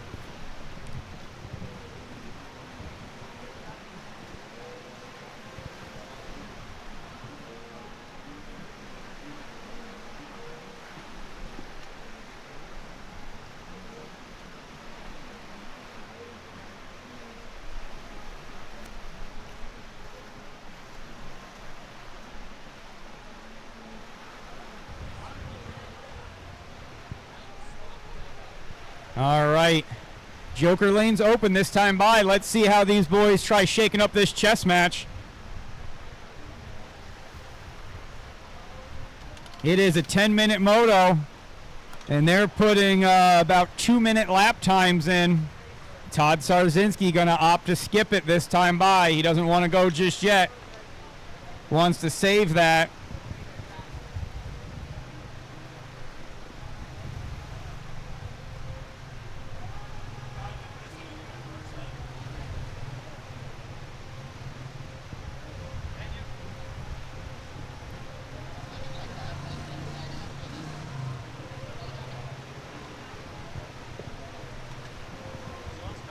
Sarzinski stretching out. Oh, yeah. Man, putting the work in, showing the kids the way around the track. We don't, we obviously don't know in these conditions how much time you lose taking the Joker buoy just yet. But I can tell you that Todd is currently holding an 11-second lead over Ian Smith. Fairly I don't know impressive. if that's enough. I don't know if that's enough gap to make it happen. In this condition, I think he's got to run, try to open that gap up a little bit. He'll take it on the last lap. He's a smart rider. Uncharacteristic ride for Edworthy. That arm from yesterday might be bothering him a little bit more than he said. I think he got his line taken away too, going through that first turn. He was whoa, Dolly bouncing all over the place. He was a ways behind Todd, though. He was not really charging off the start, it looked like. I don't know what we've got going on with the 477 out there. Whoa, Todd all the way above the height of those SBT buoys. Keeps it on the right side of it, but man, was there some air under that bright orange ski. I hope he's got his GoPro on this race. He usually runs his GoPro. This will definitely be some pretty good footage. Well, we all know the GoPro effect. It'll look like he got, 6 inches out of the water. Yeah. Oh, man, I don't know what hole he just went into, but we almost lost him completely. The waves coming in on that back section are pretty big because he basically just disappeared. If you think it's bad going full speed into the surf, it gets real awkward going full speed with the surf. Man, Todd is putting it in. Look at him go. I think he's got a comfortable enough gap now to try to shoot for that Joker buoy. Halfway marker out this time. Man, the footage out of this race is going to be pretty impressive. We've got our crack live stream crew down here from Brockport Sunny putting in some work to make this live stream as good as it is. And it's really paying off, all the hard work we put in this year and last year between the Burks and our interns, Jacob and Dom. Thoroughly impressive live stream we have now. Edworthy looks like he's starting to opt for the blue split. Yeah, Edworthy's picked up the pace now. He's catching up to the back of Davidson and stretching away from Dolly.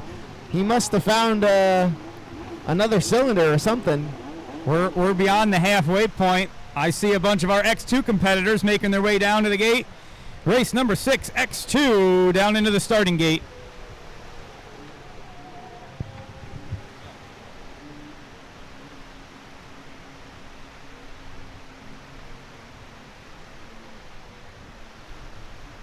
Todd going for the Joker lane, getting it out of the way. He thinks he's got the run. I think he's got plenty of room to make it back in before Smith gets around. What a ride for 46 of Sarzinski. Plenty of time. Could have taken a quick little nap out there at the Hammerhead buoy and still held on to the lead. This is a breakout ride for Todd. This is the best ride I think we've seen out of him this weekend.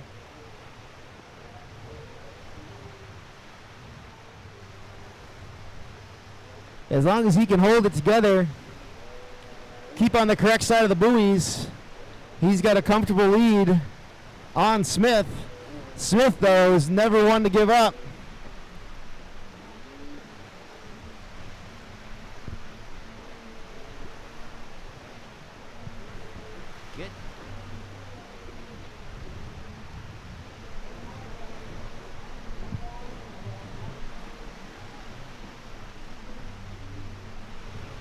Davidson still holding his own, keeping Edworthy at bay, and looks like Davidson's getting closer to the back of Smith now. These guys all seem to be opting to go to the inside option. Well, Dave should be catching up to him. His fastest lap's 2 seconds a lap faster than Ian Smith. Holy cow. He's trying to close up on him, but he's got a lot of time to make up. 2 seconds in this condition out here is one big bomb hole that you fall into. You can lose 2 seconds pretty easily. Yeah, Todd Sarzinski, on the other hand, continues to stretch his lead out. Going to be comfortably ahead to take that Joker buoy. He already did. Last lap. Made it by a mile. Still stayed in front of him. So we'll see if Davidson opts to take it this lap. He may try. He's getting closer to the back of Smith, and he does look like he has enough on Edworthy, so I would expect to see Davidson make a attempt at that Joker lane this lap. Smith will definitely wait on that.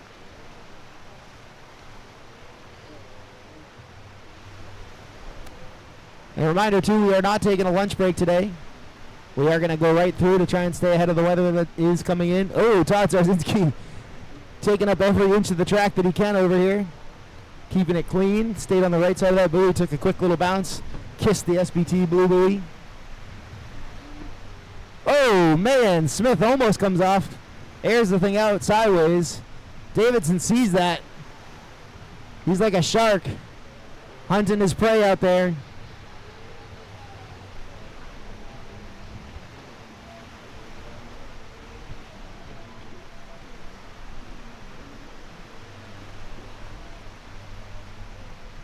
The battle to watch is definitely going to be Davidson and Smith here.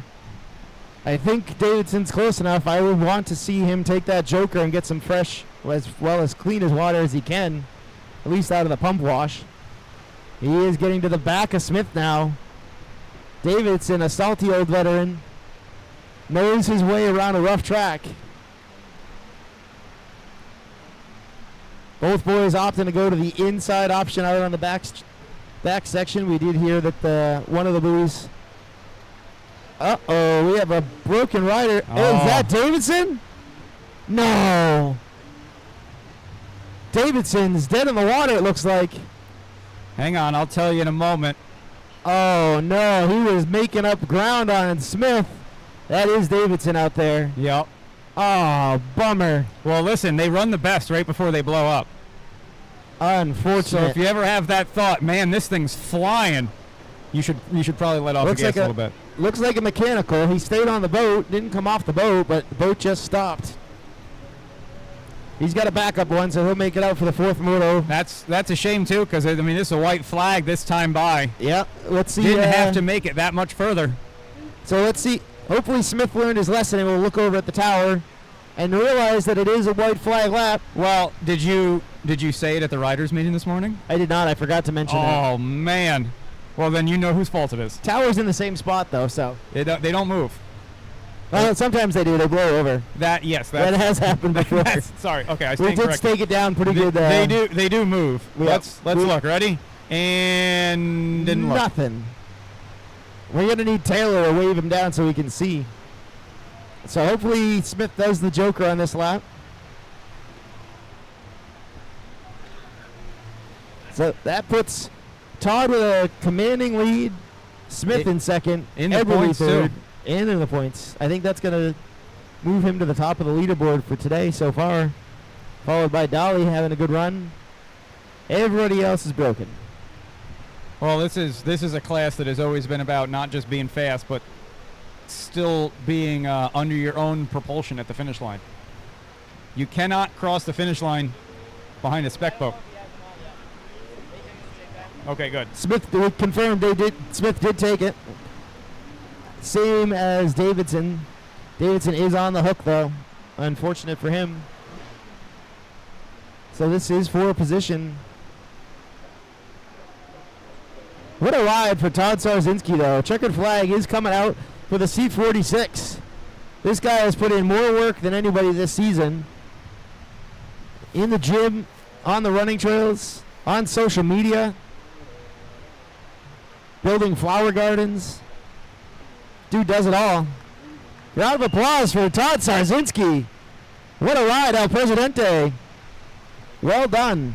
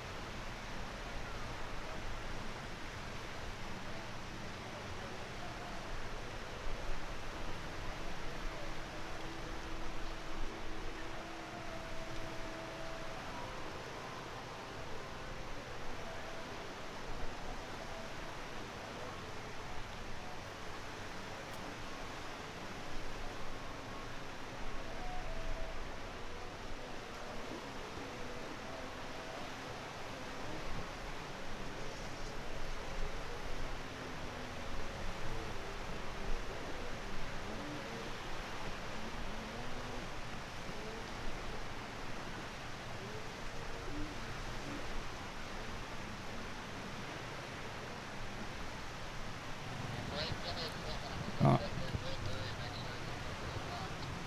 right, X2 lined up in the gate.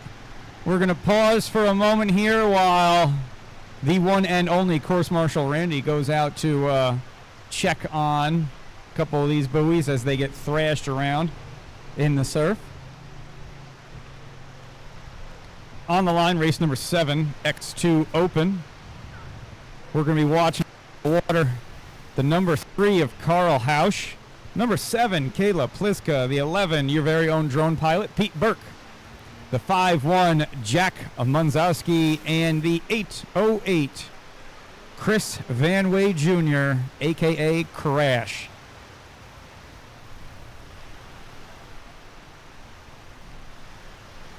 Kayla's Wave Blaster seat was the one that ended up floating up on the beach during the Sport Spec Moto. So she has wrapped her X2 seat down with all of the electrical tape she could find. Listen, sometimes you just got to do the race. You got to do what you...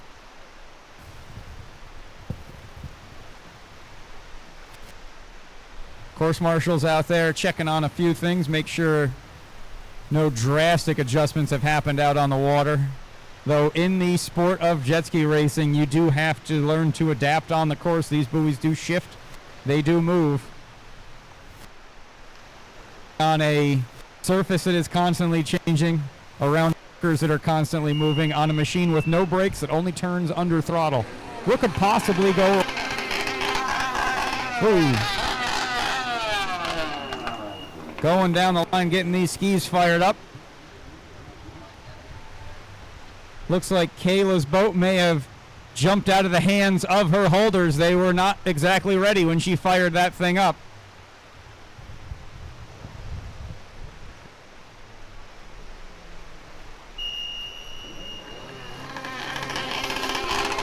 All right, we're going to get them ripping one more time.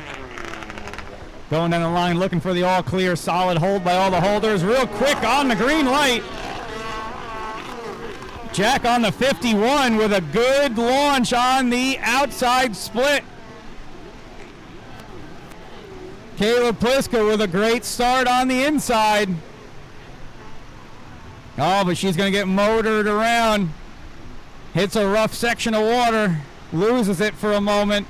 Van Way looks like going to drive around her.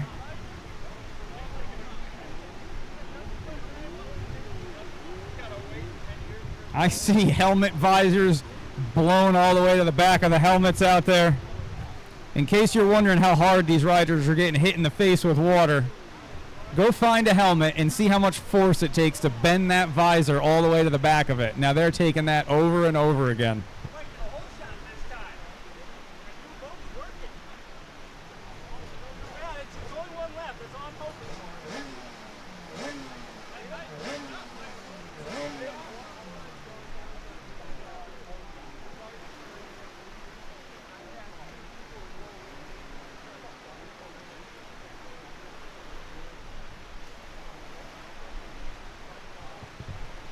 All right, race number 8, novice, sports spec and women's 1100, down to the starting gate. Race number 8, down to the starting gate.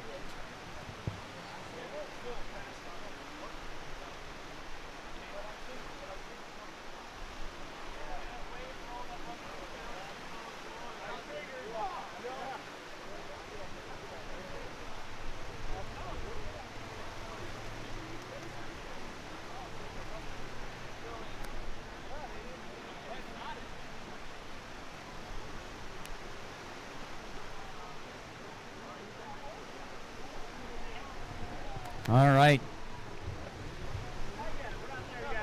Shaking it up out there a little bit. Van Way gets around Jack.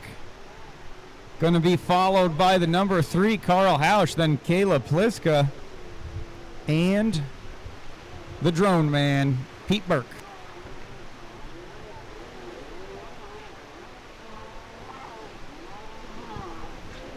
Yeah, Jack trying to make up a little bit of ground on Van Way, airs it out, comes down on his side. Oldest trick in the book, he bounces his hip off the water. Carl making his way through the finish line. Looks like he's changed up helmets for today. He went with a full visor instead of a goggle to try to keep his vision clear.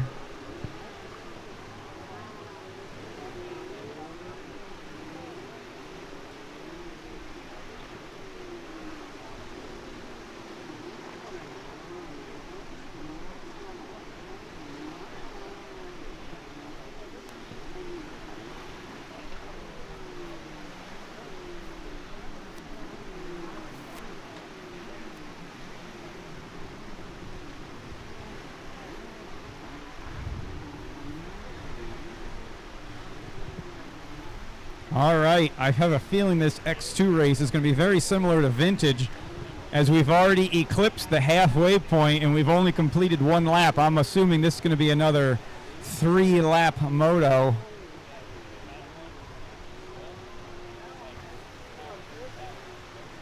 As I see our novice competitors and our women's 1100 lining up in the starting gate.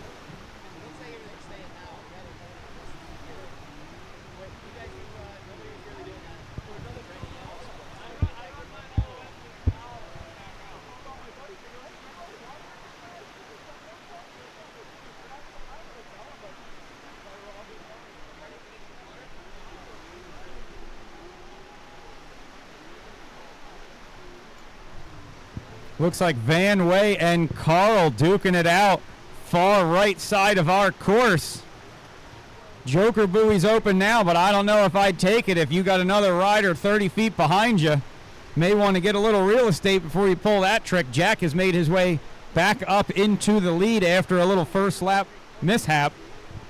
What did happen? I was walking. I mean, look at the conditions and look at the skis. You can pretty much deduct the rest. X2 things happened? X2 things and these conditions happened. Listen, I'd crash an X2 on a beach cart right now, so I'm not one to judge. I'm very impressed these guys have held it together. I'm impressed these skis have held it together. I see the bottom of an X2 over there on the far right-hand side of the course, upside down. I can't quite make out. That's going to be Carl Hausch. I don't see his I see his distinct helmet. Oh, yeah. Carl checking the intake rate. Yep, Caleb Pliska going to enter the area. Looks like Carl's back up and riding. Oh, yeah, back in front of Kayla. He's going to hold the position. Now, I wonder if Kayla's going to use this to opt for the other split. She is. Carl going to go for the beach side. Kayla going to go for the deep water side. It is a slow motion battle out there. Struggling to try and even get some forward momentum. Yep.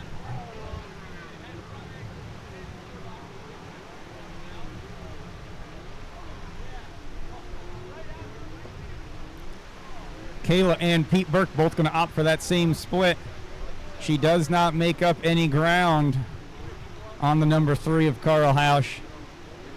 I saw Carl's visor was up a little bit, but now it's up a lot. Now it's up a lot of bit. That's going to create some wind resistance, slow him down by a little bit. His top speed will definitely be lower with that visor catching all the wind. Looks like the 51 of Jack opting for the Joker buoy this time around. He'll be looking at the white flag next time by.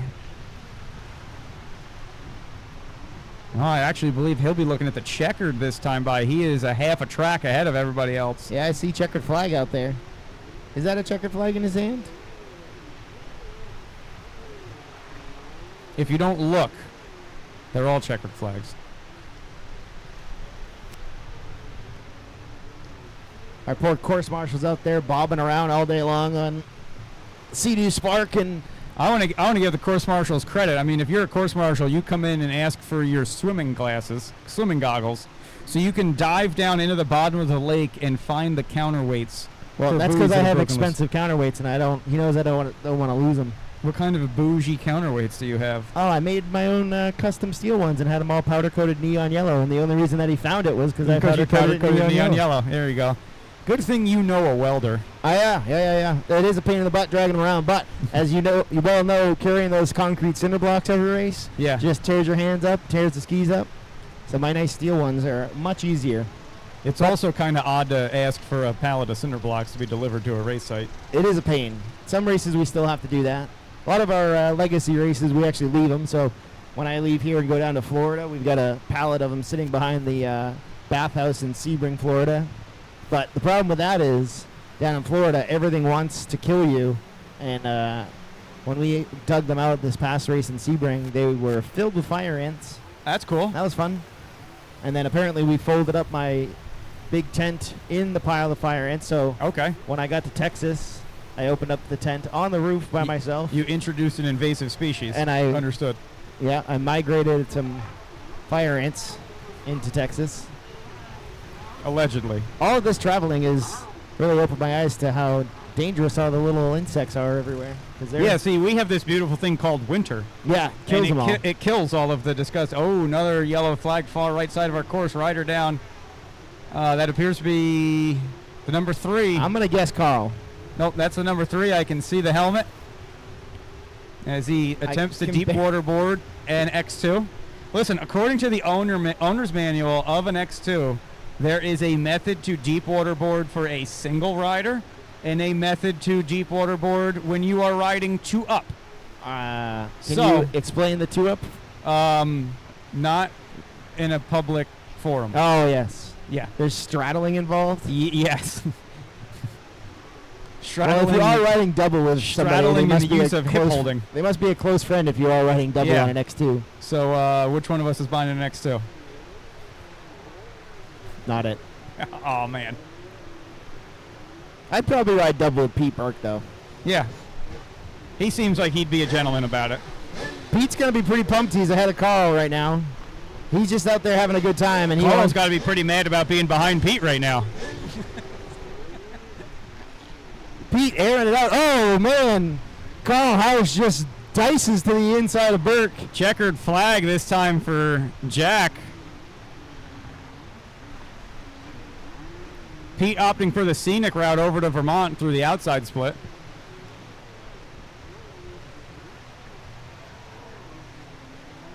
Up next, we've got our novice sport group. We have Carson Hosevar's theme song playing I've got the good playlist on. This is the 70s, 80s, and 90s playlist. Okay. Next race at Sylvan Beach, it's going to be all 90s because we are doing a vintage day on Sunday, so we have a vintage costume contest.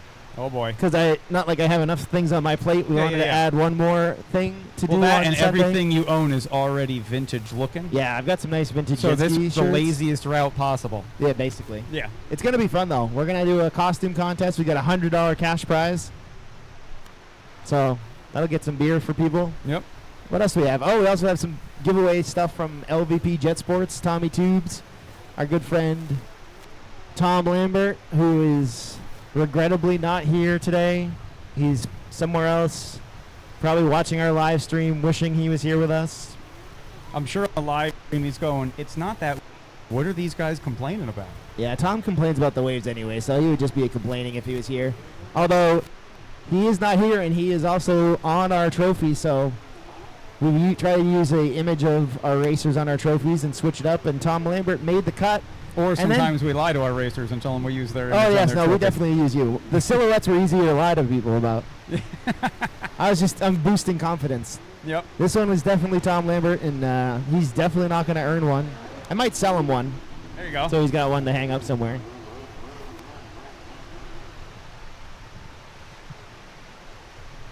Oh. Pete Burke maybe in the water somewhere. What's Oh, the yeah, Pete transponder Burke is saying out in the there, back Terry? section. I can see him bobbing around out there.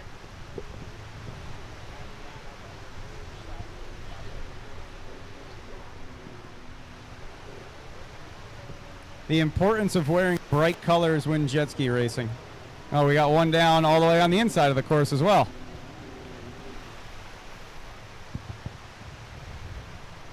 That one looks like Carl. And I believe on the far part of our course at the other merge buoy is Pete. Man, if Pete had held it together, he could have put a last lap pass on Carl.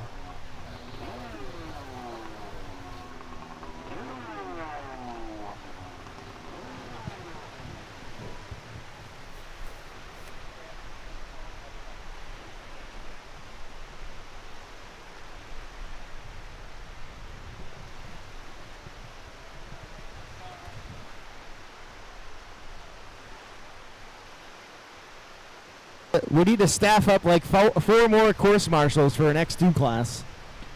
It's going to be the buddy system. One course marshal per X2, and the course marshal just follows around. They just follow you around. All right, looks like Pete Burke remounting. Or is he getting towed in? I can't tell what's going on out Pete, there. they are all the way at the, border. But no, Pete appears to be getting towed in behind that Sea-Doo. I believe that's Randy that picked him up. The one thing that's more fun than riding an X2 in this surf is getting towed in on an X2. Yes, that's a good time. That is not an easy thing to tow in or hang on to. If you're wondering at home what it's like to get towed in on an X2, go to Lowe's, buy a 2x6, strap that 2x6 to the back of your friend's jet ski and attempt to hang on to it. If you're wondering what it's like to ride an X2, find the same friend in the same 2x6 and just tell him to drive faster. There was a radio announcer at a local slalom course fundraiser that we used to attend who once described riding a stand-up jet ski as piloting a hammock in a hurricane. And he had never seen a stand-up jet ski before, so that was a fantastic analogy. And more accurate than he'll ever... Also asked why Joe Sea-Doo sounded like it had a jet engine in it, so...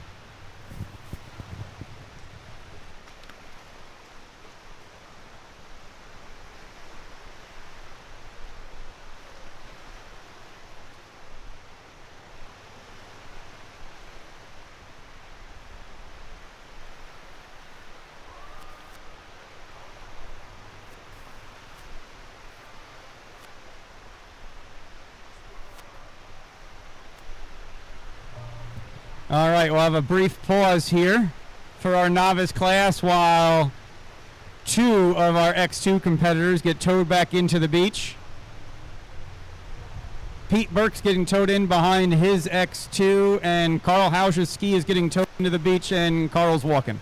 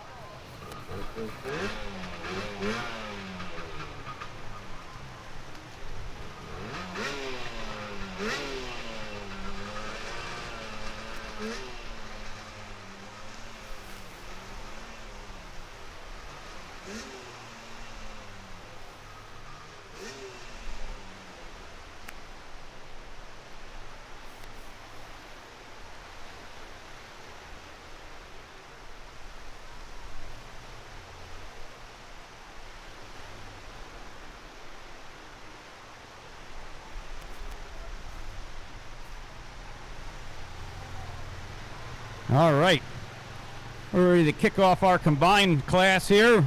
Novice Sports Spec and Women's 1100. In the outside split, and we're looking at the 520 of Avery Nickerson and the number 7 of Sue Zipkin. On the inside split in the pole position, Gage McMaster. Right outside Gage, we are going to have the 212 of Ryder Downey. 2 riders, 2 classes, running together, scored separately. Oh, good news, the windsurfers are back.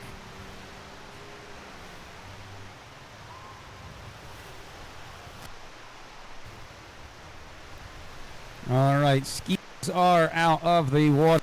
Pilots are back out of the water. We are ready to kick this thing off.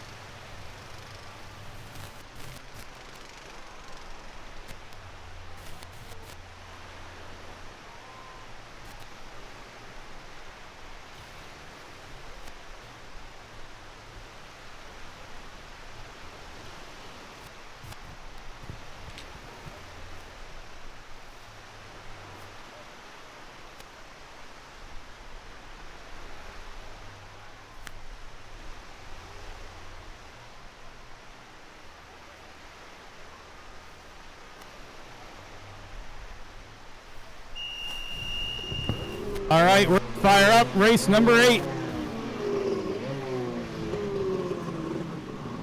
Quick down the line. We've been quick on the light all day. Good jump by Ryder Downing on the inside, but Gage McMaster keeps it hooked up on that pole position. Gonna try driving it in on the inside split. Outside split, looks like Sue gave way to Avery. Avery going to cut over, take the lead on the outside. Gage going to take the lead on the inside. However, we're going to see how they come together at the merge buoy, far right side of our course.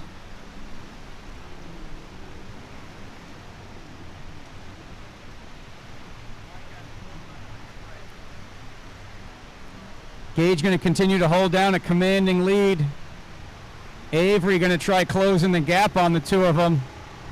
Looks like Ryder going to pull in behind that.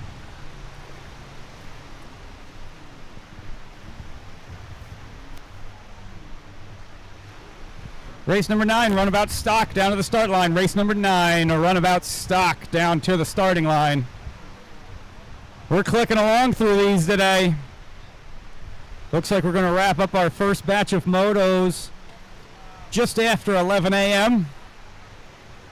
We're going to take no break and keep rocking and rolling, get through this thing. Try to be done around 1. You see the skies to our west looking a little ominous.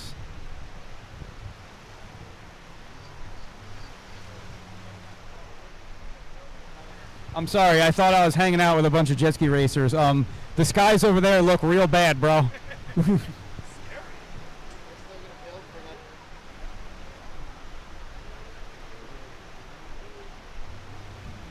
Our own personal Al Roker down here with his weather app has given us a fantastic update for those of you that are concerned about the wind speeds and the chop off the lake.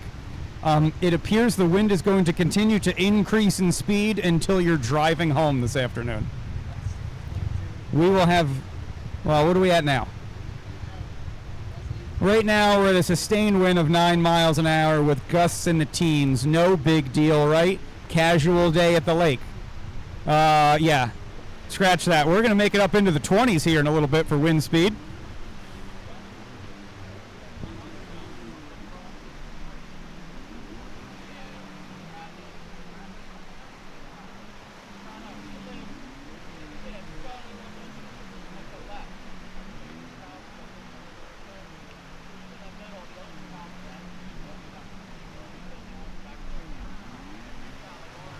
All right, Gage McMaster with a commanding lead.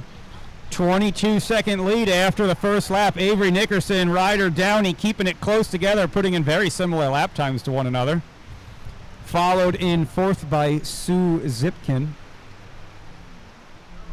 I say 4th. Sue is the only rider in the women's 1100 runabout class, while Gage, Avery, and Ryder all compete in novice sport spec.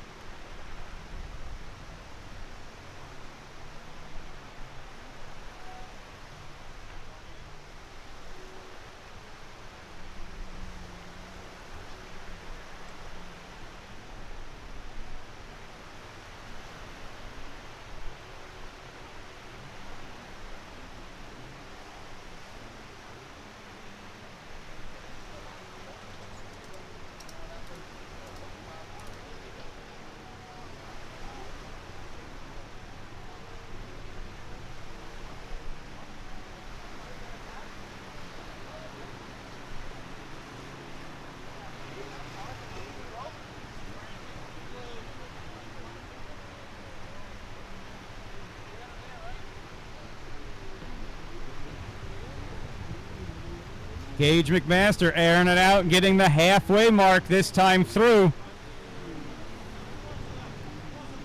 Avery coming through the finish line, followed closely by Ryder. Avery and Ryder put in stellar laps that time. Both their fastest passes. They're actually making up a lot of ground on Gage. At the rate they're going, they may be looking at 2 to go if they really put the hammer down out there.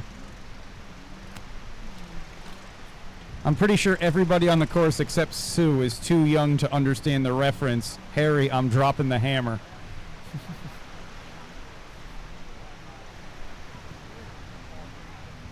He had special tires on, though, so he was fine. Yeah, special match tires. Little did he know. Yep. It's definitely picking up. These whitecaps are the most we've seen all day. We can see them as far as the eye can see now. Oh yeah, the windsurfers are loving it off to our left. It is coming straight at us. Does the wind here ever blow, like, I don't know, that way?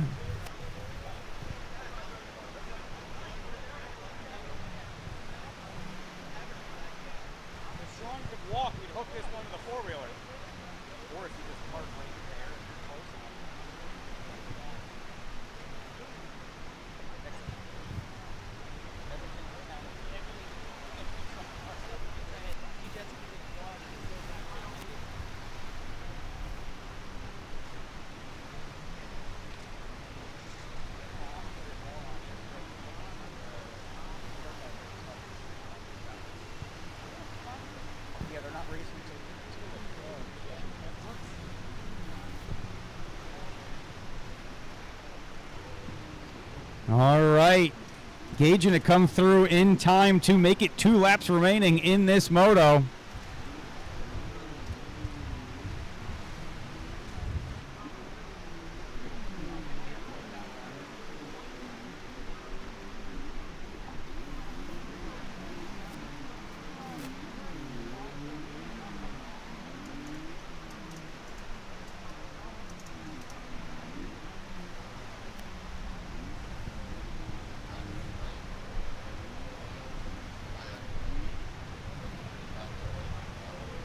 Pro-Am runabout stock race number 9 lining up in the starting gate.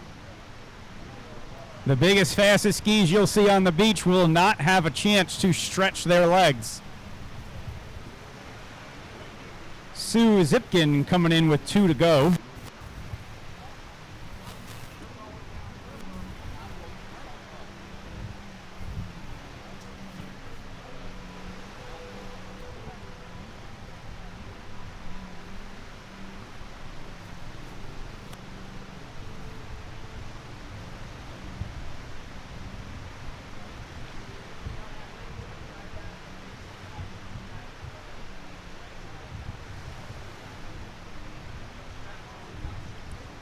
Gage will be looking at white flag this time by as he settles into a slightly more comfortable lead.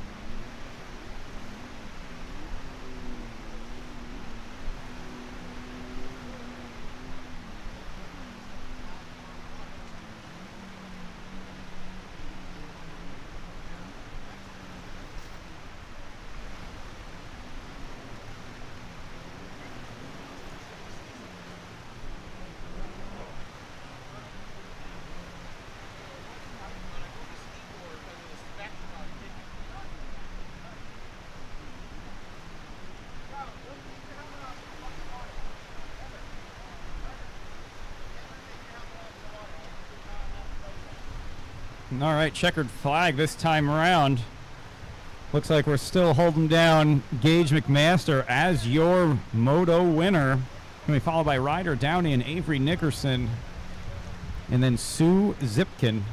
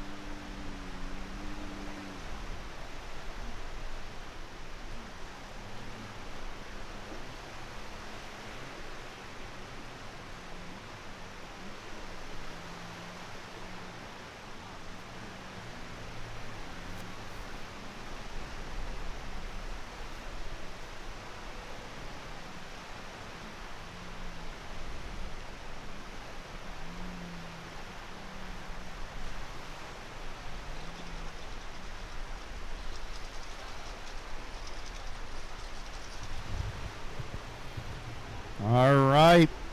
Pro-Am runabout lined up in the gate. In your inside position, the 126 of Ian Smith. Pole position for the outside split's going to be the 477 of Jay Edworthy. And right outside of him, the one and only 46 Todd Sarzinski. Rocking the 360 camera out there to show you just how wild this race is going to be.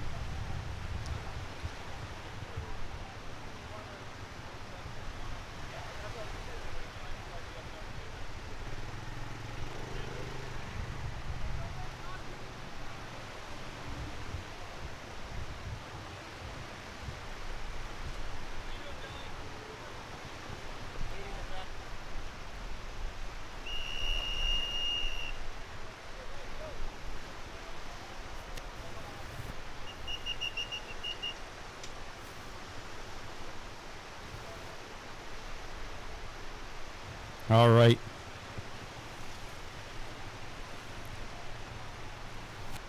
Holding for one moment here as our marshals check something on the far right side of the course.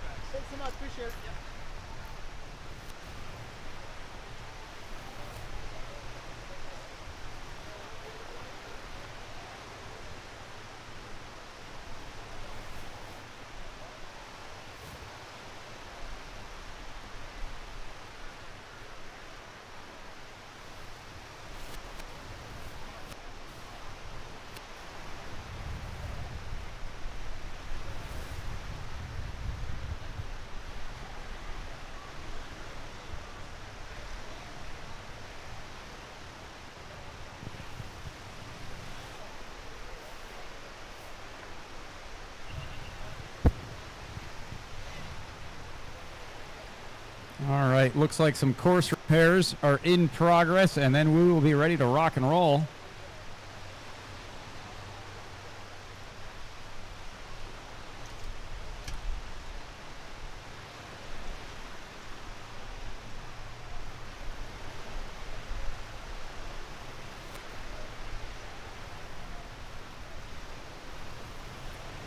Now, you think with the size and weight of these things, oh, they'll cut right through this chop.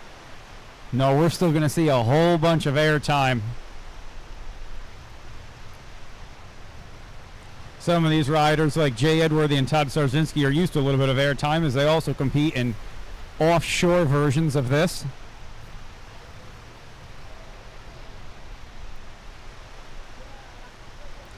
All right, course repairs are complete. Course marshals getting back into position.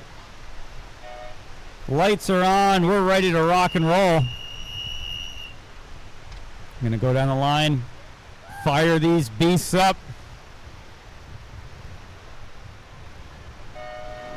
Quick on the green light, clean start. Jay Edworthy with the pole position on the outside, but Todd Sarzinski keeps it hooked up outside of him.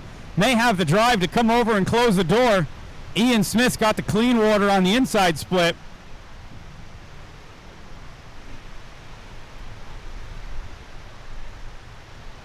Jay doesn't lift, tries to stay side by side with Todd going through the outside portion, but Todd gets the run on him.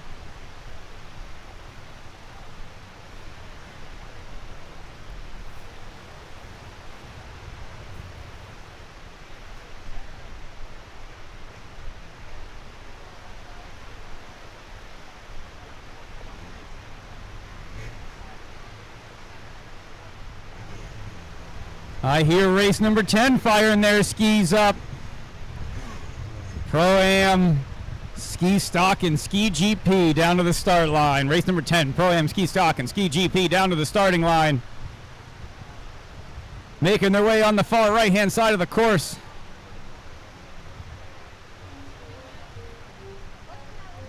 Todd Sarzinski has made his way up into the lead as they come down through the beach split.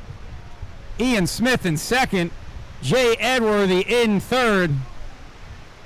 Todd trying to navigate through the rough, shallow water on the inside portion of that split. Ian Smith keeping the pressure on him.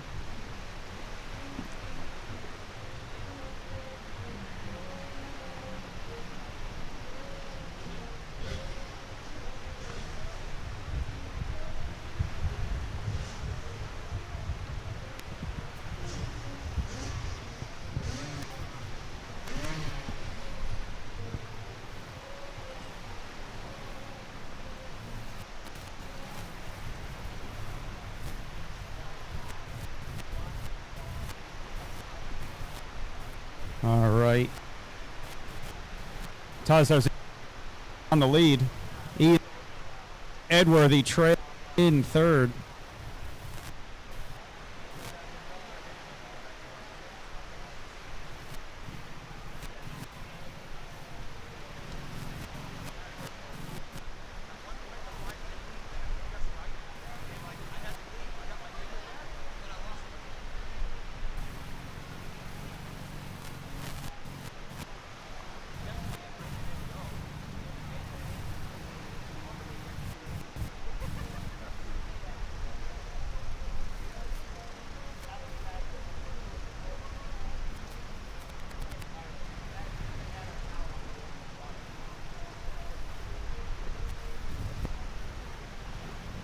Ski GP holes making their way down to the water as our runabout riders rip through the front part of this race course. Todd Sarzinski airing it out, going through the finish line. You don't have to be in the water for timing and scoring to track you.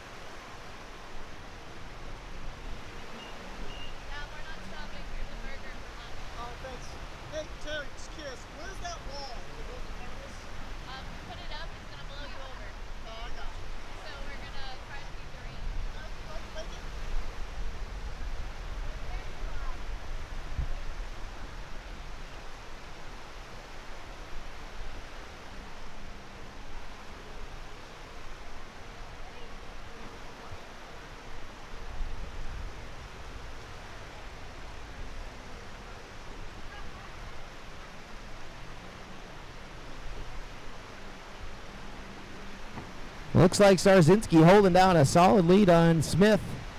We're busy down here trying to batten down the hatches. The blow is starting to come in hot and heavy now. Gusts up to 22 projected, so skies are looking ominous. We are battening down the hatches. Any tents, make sure you guys are tying your tents down.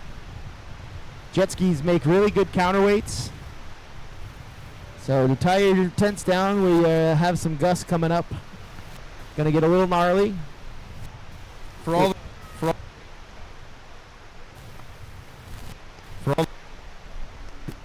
sure what ominous means the skies look real bad, bro.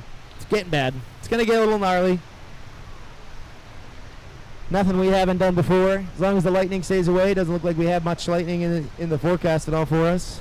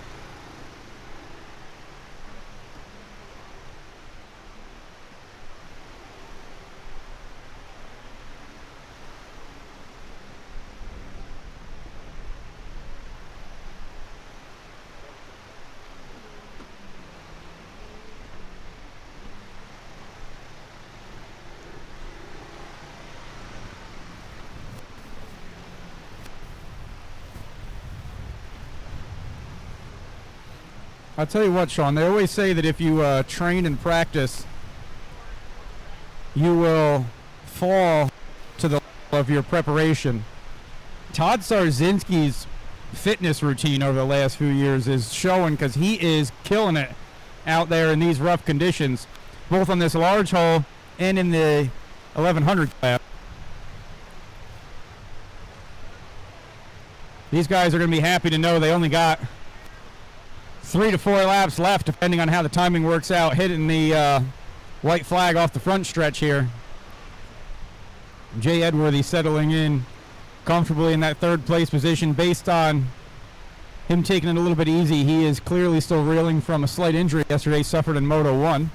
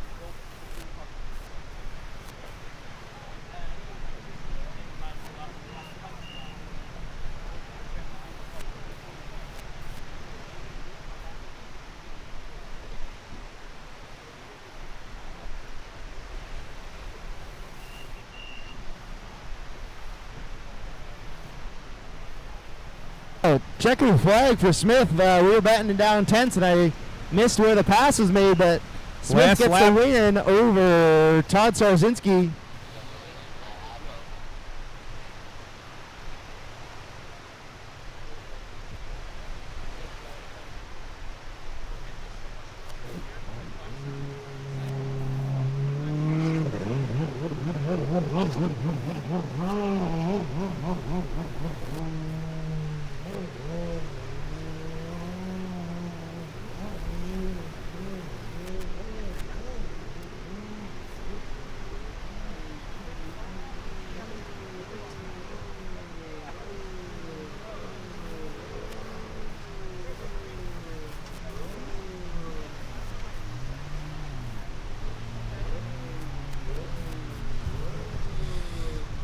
All right.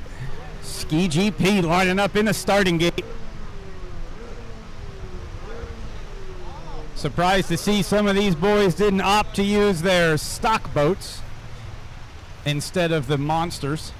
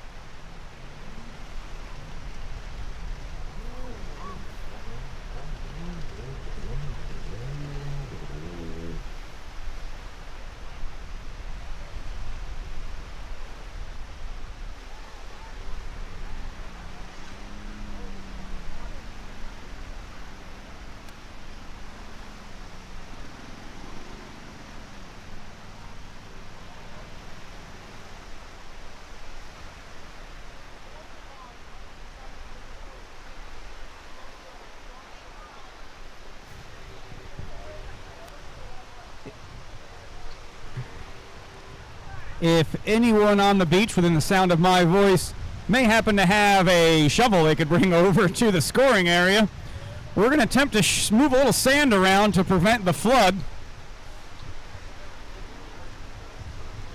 Anybody on the beach within the sound of our voice that may happen to have a shovel or any other device for moving some sand around, swing over here to the announcers and scoring tent.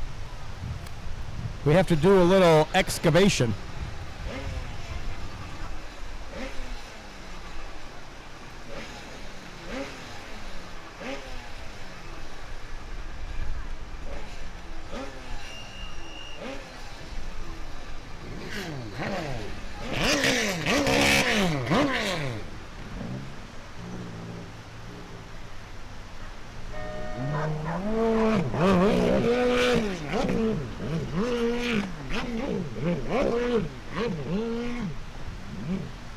All right, clean start for Ski GP.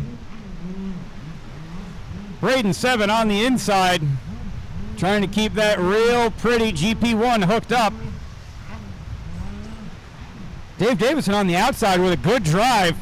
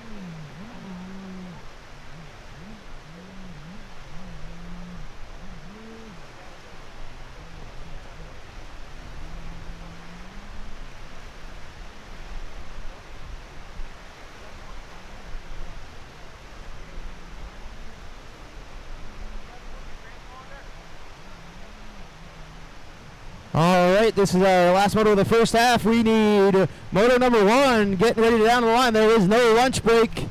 We are going right back into moto number 1. Novice run about 1100 limited. Start gearing up. We're cutting down these laps. This is a 5-minute moto out here.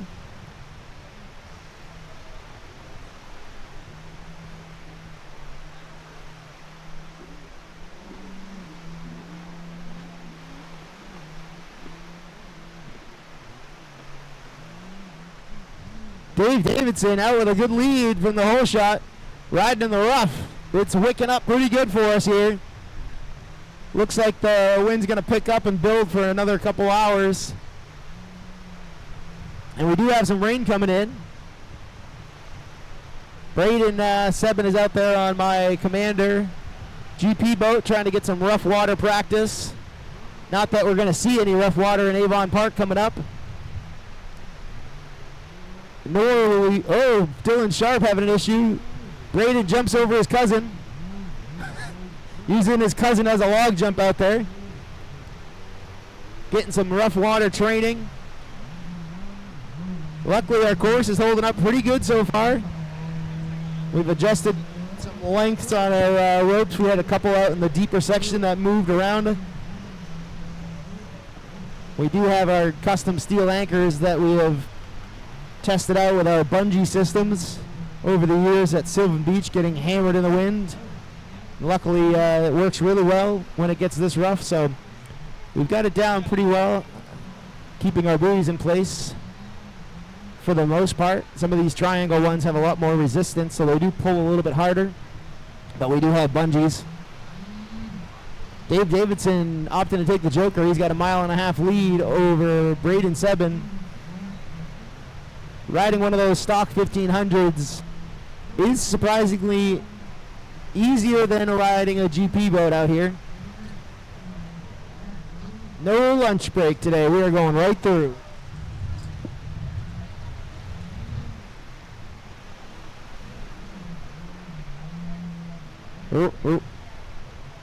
Race 1, there's 1 minute left. We need moto number 1, novice runabout 1100 limited on the line.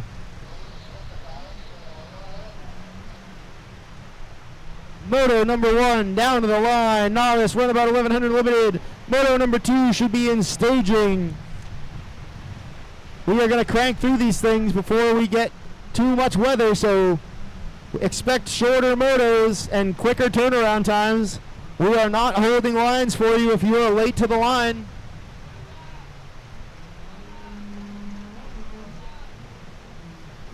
The old man on the beach is yelling that he wants more laps.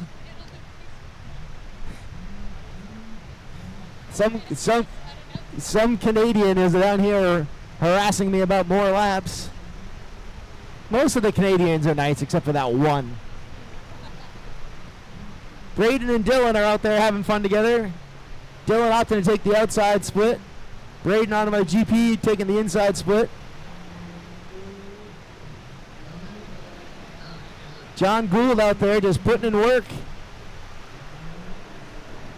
on the Joker lane, the Hammerhead Joker lane.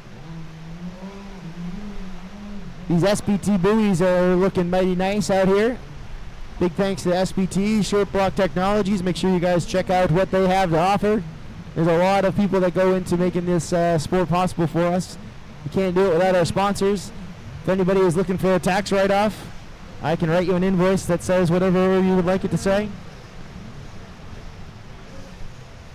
Because we need all the help we can get, especially coming into Sylvan Beach with our national tour stop. We're looking for some national television advertising. We've got CBS Sports coming out there. Make sure you guys are tying your tents down or dropping them down or pulling your tops off. Feel free to pull your tops off on the beach. Not you, Bill Beers. You need to leave your top on, sir. Dave Davidson coming around to lap John Gould. John Gould is not going to be opposed to that. That's one last lap he's got to do. Looks over his shoulder. He's a fight. Oh, Davidson goes down in the surf here. If he does get stuck, we'll send Stanley the dog out there to hook up to him and drag him back in. Stanley's tall enough to touch all the way to the checkered flag buoys. He's the moose that's down here that looks like a dog. He's a dog-shaped moose roaming around somewhere. There he is. He's hanging out, having a good time. Yeah, we tied the tent down to Stanley to help counterweight it.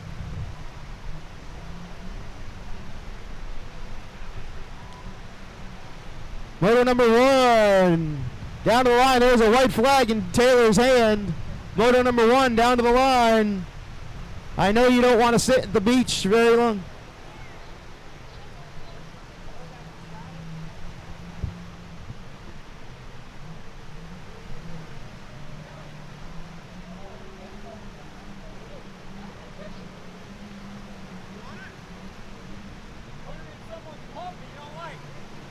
We got the wind blowing so hard, we got like a 2-foot dead fish over here that just blew in. I thought it was Van Wee Jr. that I smelled, but it was just the dead fish. We got the rain these boys coming in so showered hard over and the the waves weekend. pushing up here. I had Colin Right out here next making a to it was moat. basically like taking a bath. Sorry, Billy. He's talking over him. We're over here doing work, Sean. I got Colin making a moat and a sand barrier to try to keep the water out of the scoring tent. We are always faced with adversity, and building moats is sometimes what we have to do. Yeah. It's part of the fitness regimen for racing Moto jet number skis. 1, novice, run about 1100 limited, down to the line. Oh, they're coming down to the line. Some of them are going through the finish because the finish line always made its way all the way to the beach. White flag this time by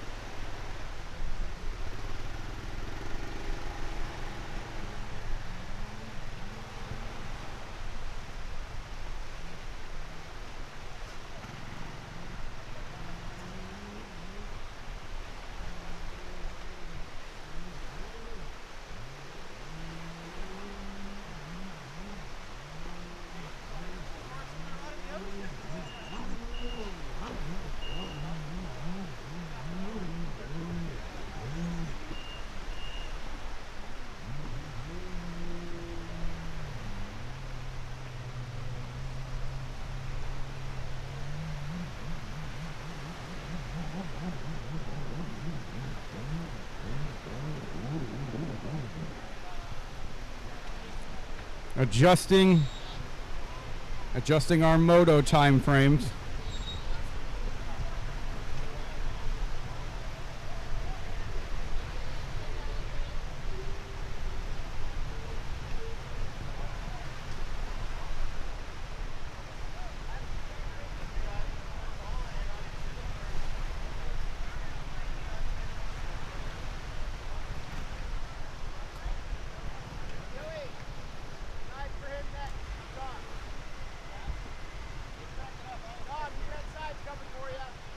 thanks.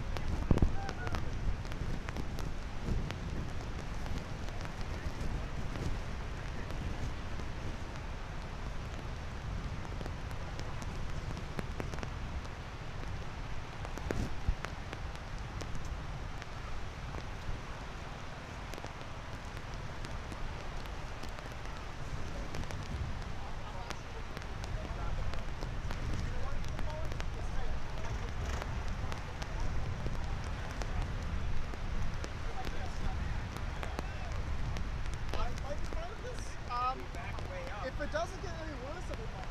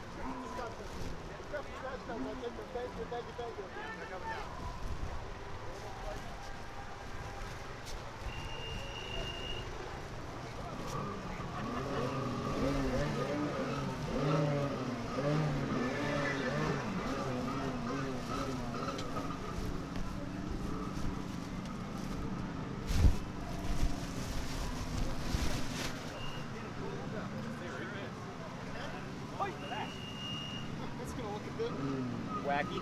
It's a look. Let's see how it looks. Oh yeah, no, that's pretty bad. Joe.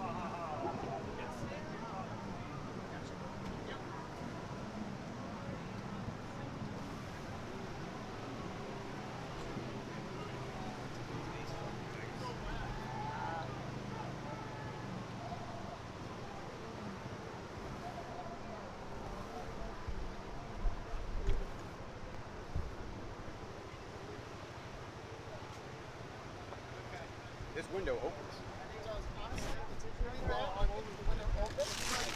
Just stuck it down whatever.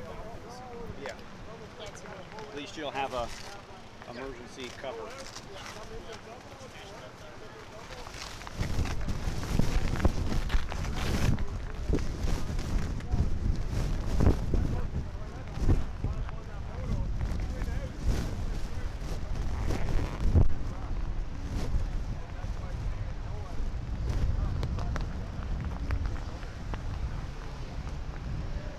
The only one tied is the one on the right. If you have to take it down quick, you just pull the string out and drop it. I love that. Yeah, thank you. Yep.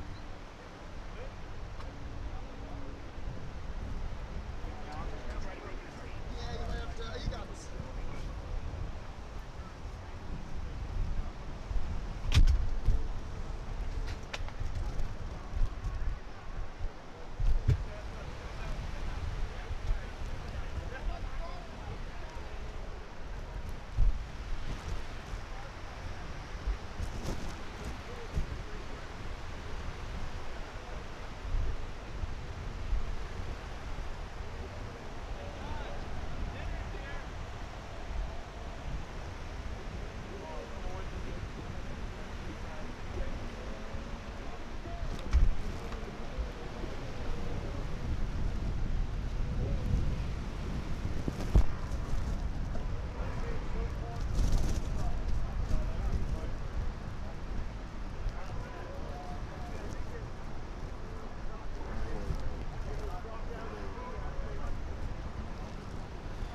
All right. As we continue to combat the weather down here, we have the live stream tower all buttoned up with tarps and little windows popped open for the camera. We have a giant wall in front of the scoring tent to try to keep the rain out. It's not keeping the flood out, but it's keeping the rain out. Shelly said she wanted to get a pedicure anyway, so she doesn't care that the lake is in here.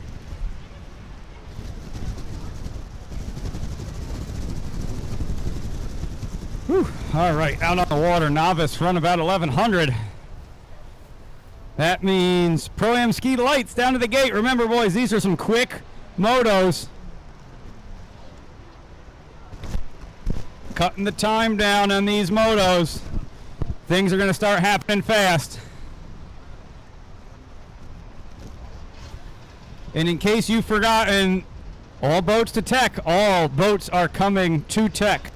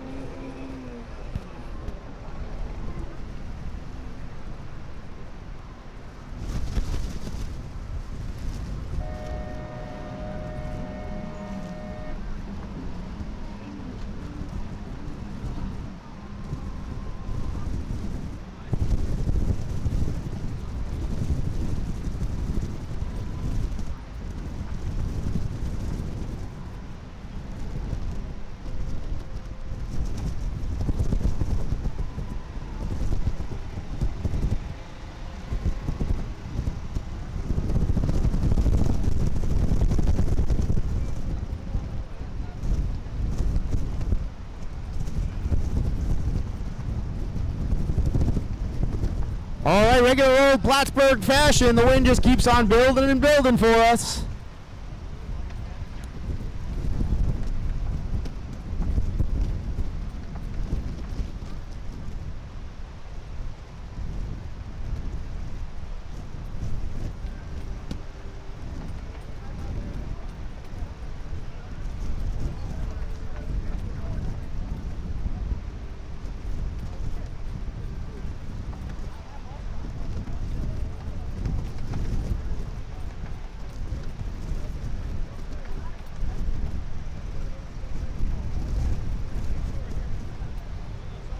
I don't mind this. I don't have to ride in it. Terry, you bored? You wanted to do an extra lap out there? Terry likes it so much she's doing extra laps. All right, well, let's see what the ski lights class can do out here. Looks like Seb out to a great start. Wilcox on a flyer this weekend for sure. Can't quite make out who's in second. That might actually be Kelly Wilcox in second.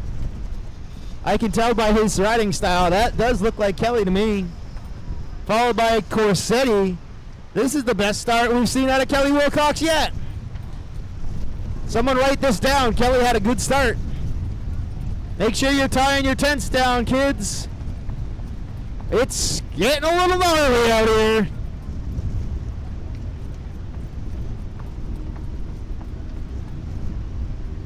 Moto number 3 down to the line. Moto number 3, we're cutting all these laps down a little bit. Staying ahead of the storm. It is getting nasty out there. This is a 4-minute moto plus a lap. Uh-oh, Corsetti. I can tell by the helmet he is swimming. So Wilcox followed by Wilcox. That drone is following Kelly. Followed by Nolan.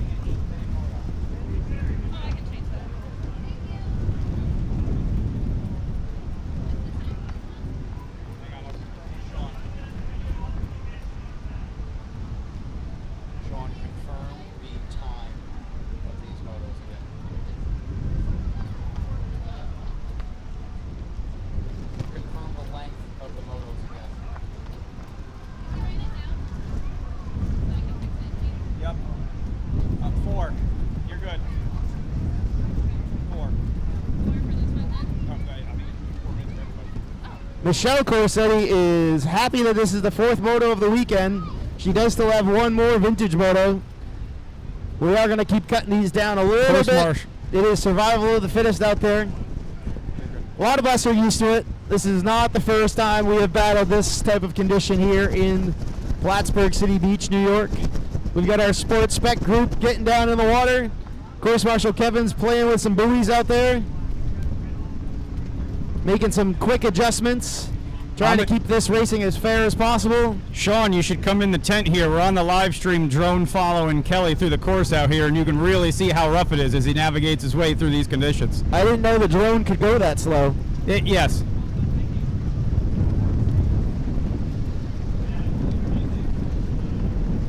Looks like we just watched Noel put a pass on Kelly Wilcox out there in the back part of the race course. You can see those two look like they were driving up over mountains up and down out there. It's real rough on the far end of the course.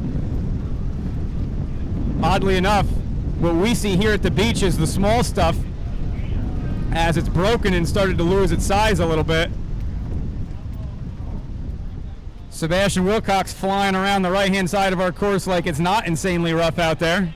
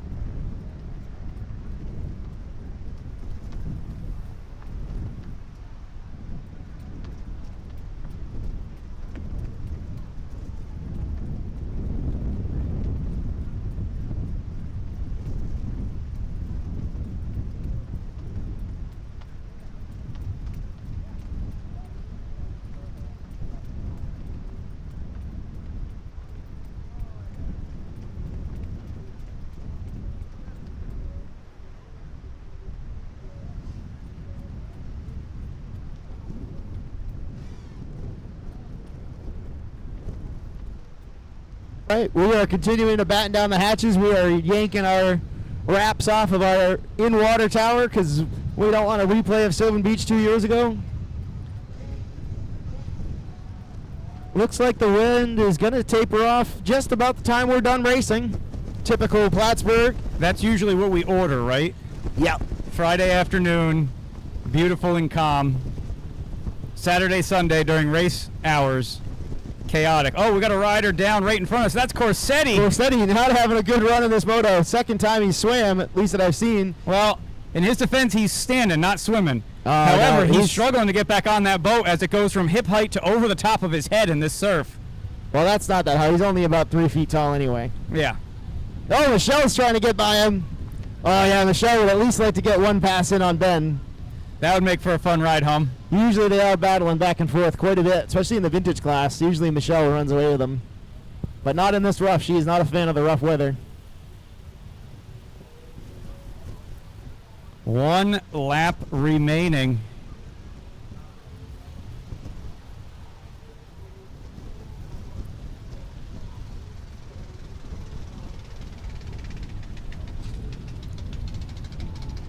You know, we give shout outs all day to riders, workers, Adirondack Coast, and everybody else.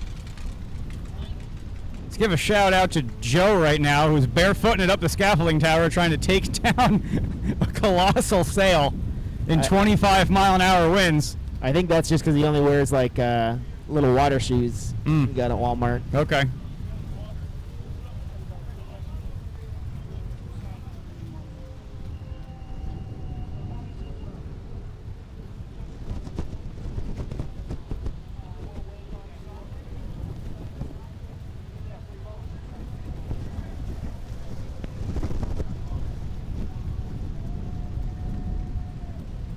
All right, final lap. Sebastian Wilcox taking the checkered flag. It's not his final race of the day. We'll see him again out on the race course, but it is his final race in this class. Sport Spec staging up in the starting gate. Race number 3, Sport Spec on the line. Remember, times have been cut down in these motos. So if you're trying to keep track of when you should be on the race course, it's a whole lot sooner than you think.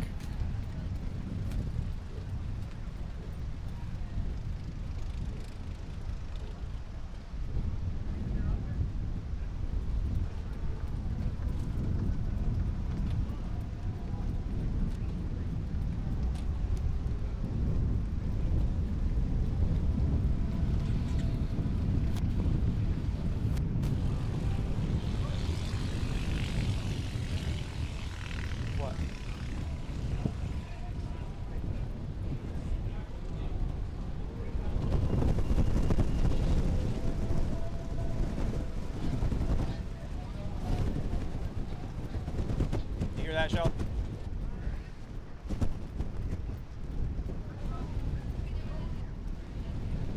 All right, Sport Spec is going to be a 5-minute moto. 5 minutes in some of the worst conditions these riders have competed in all season.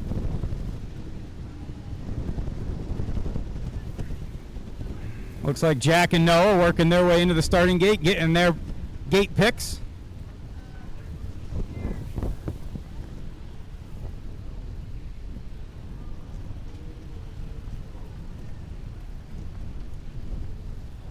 On the line for, we're going to see the 125 of Jack Mazowski. We're going to see your Moto 1 winner, the 1250 of Brett Hahn, number 7 of Kayla Pliska, the number 15 of Colin Beers on a loaner ski loaned to him from Scott McMaster, former big-time name in the Sports Spec class.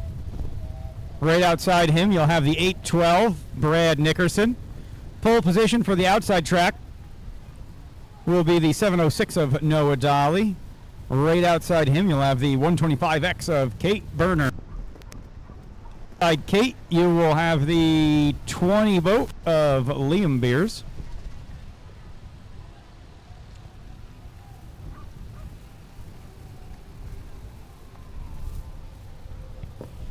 All right, all ski class riders have cleared the course.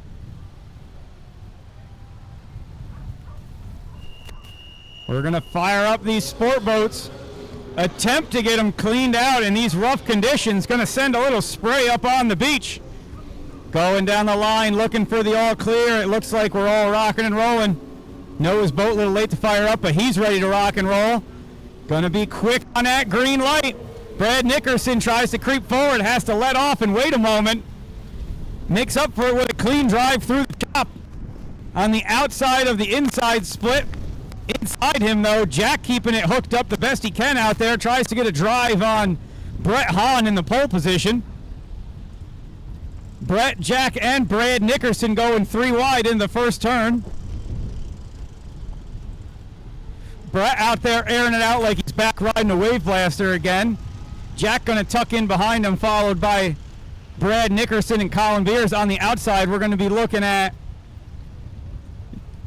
Noah Dolly.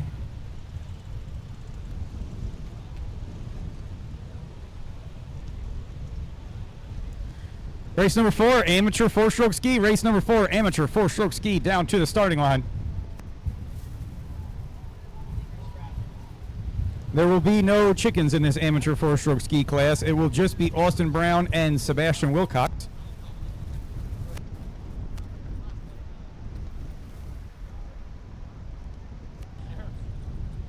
All right, who do we got out front over there? Is that Mr. Brent?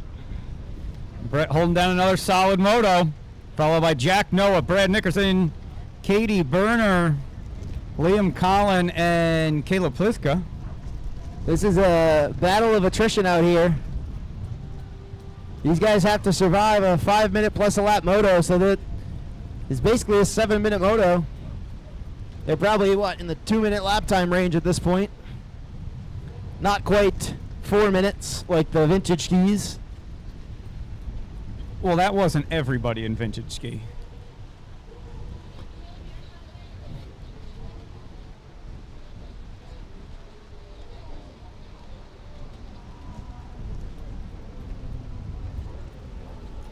All right, coming down the front stretch through the finish line.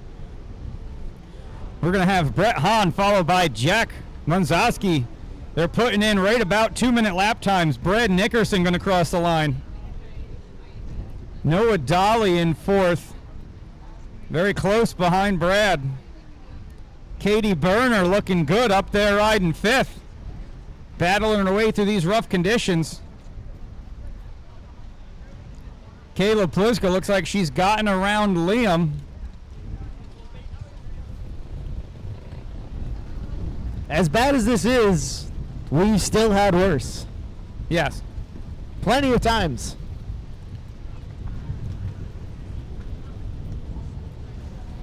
Yeah, trying to predict the conditions in a jet ski race is like showing up to your local motocross track, and when the gate drops, all the jumps start moving and changing in size.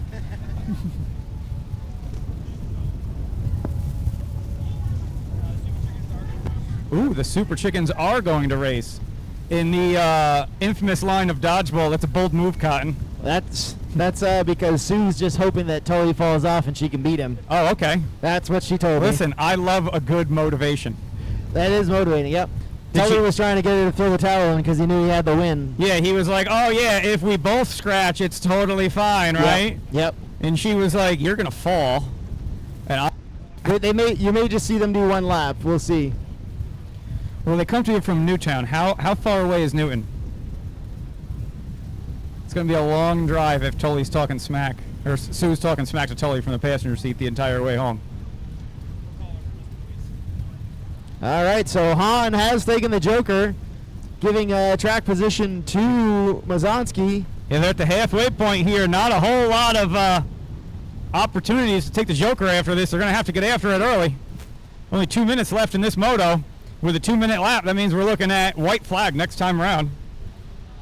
Noah Dolly has made it past Brad Nickerson.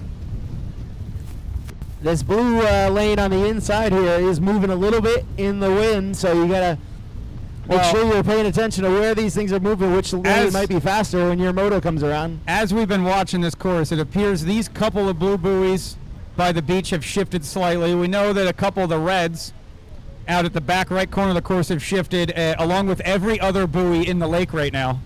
Luckily, Kevin and Randy are very sneaky, and they keep grabbing them and putting them back. Yeah, Randy, very sneaky. He's very sneaky, sir. He also walks very quietly. It's hard to hear him coming in the house. Ooh. He has snuck in my house a few times. He was looking for ketchup. Well, you know, he didn't want to bother anybody. It was like 11 o'clock at night. I was in my office doing work. When And then he I see a shadow mosey by. And then he walks in and says, "Hey, you got any ketchup?" there's worse people that could walk in and ask you that question. He was sleeping on a couch in my garage. Yeah. At least he said, "Do you have any ketchup?" and didn't just look at you and go, "Shh." Oh, we got a battle here. Mazonsky took the Joker and came out just ahead of Han. Oh, yeah. Now we got a battle here, boys. Brett's going to have to earn it the old-fashioned way. Keep your eyes on the far right hand side of the track. Mazonsky and Han are going to be going at it now. And the two of them are going to catch up to Dolly. Colin and Kayla as lap traffic. Dolly took the Joker. He is just barely going to come out ahead of Nickerson. It looks like Nickerson stuffed it. Oh, Nickerson stuffed it trying to get by Dolly. Dolly made it stick. Yeah, Noah's in third over here. Nickerson's down at the merge. That's Mazonsky's in the lead, lapping these two. So it's Mazonsky, Han, Dolly. We got ourselves a battle up front with lap traffic in the way. White flag this time by. Brett's only got one lap to try to make something happen as they both get around this lap traffic. Oh, not quite. Brent opts to take the outside option to get away. Oh, no. Brent stuffs it. Came to a slowdown, but didn't come off the boat. Noah throws it a few feet out of the water coming out of the split. Nickerson not able to remount yet. He is with course marshal Kevin over there. This is really going to shake up the points with Nickerson being out at the moment. Don't quite know what the issue is, but I saw him sub and go into Davy Jones' locker pretty deep. You know what's going to be real fun, Sean? What, cleaning all this mess up? Well, yeah, that. If Colin gets around Brett, we'll have him on speakerphone the entire drive home, calling, talking smack to Brad. Yep, our top three have all taken the Joker. Yep. Top three are all for position. Mazonsky doing a great job holding off Brent. I don't know if Brad's getting towed in. It is a hook for Brad, it looks like. Although he is on the side of the boat, I don't quite think he's on the hook just yet. Well, little known performance fact, his recovery hook is on the side of the boat. Ah, yes. Yeah. Well, I think he would probably swim across the finish line rather than get towed in. Yes. Especially if it means being ahead of Colin. Yeah.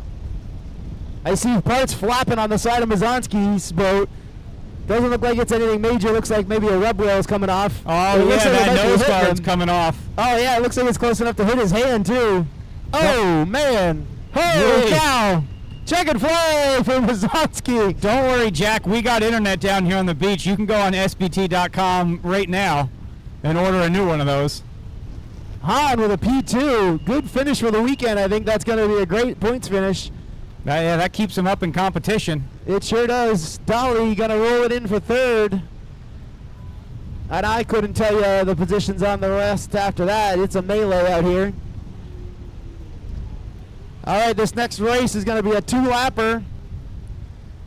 Amateur Chickens. ski four-stroke down on the line.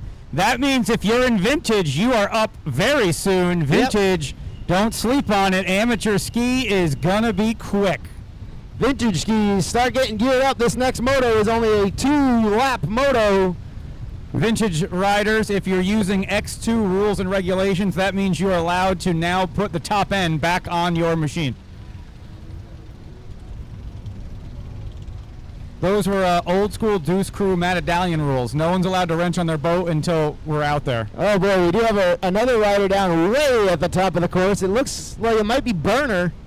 Oh yeah, that is Burner. Kevin, Randy, course marshal Randy is headed out. Kevin does have the Nickerson boat on the hook. Unfortunate end for Brad Nickerson with the DNF.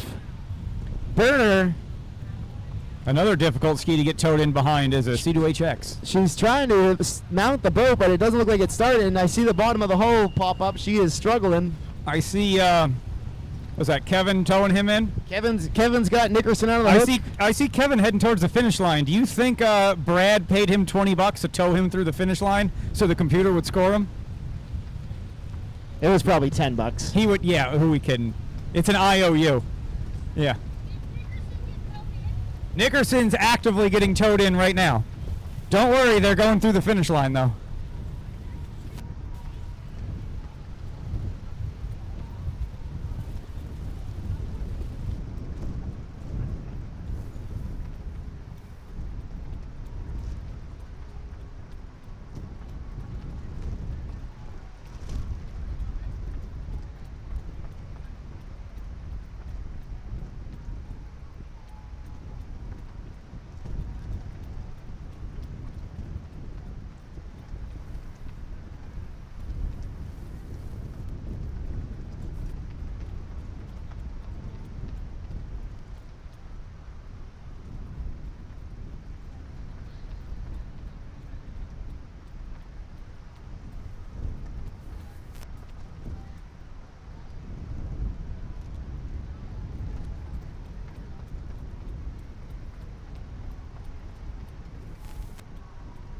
Katie Berner back up and running on that 125X. She's going to make it through the finish line under her own power. Very happy to see that checkered flag. Her ski also a victim of these conditions, as her looks like a splash guard on the front of that C2HX is starting to rip off as well. Amateur four-stroke ski down there on the starting line. I don't even know if they need the lights for this, Sean. Just tell them to count to 3 and go.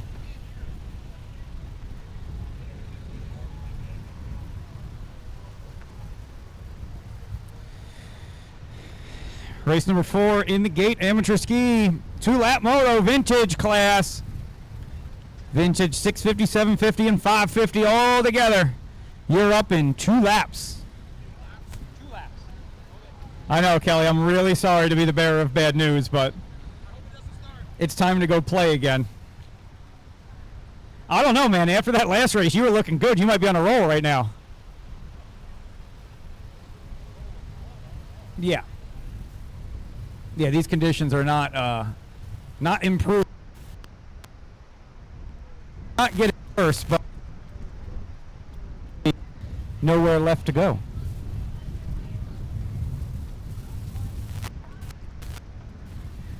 Course marshal's going out and take a look again at the back right-hand side of our course. Been struggling the most today. Got a few buoys that have drifted closer together.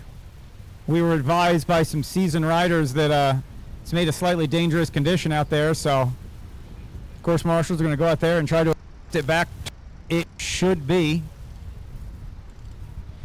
Reminders, be sure to see Steve Hotchkiss BEERDART at the scoring tent for tech and the returning of your transponder. You don't want Steve chasing you down for tech, and you really don't want Shelly chasing you down to get her transponder back.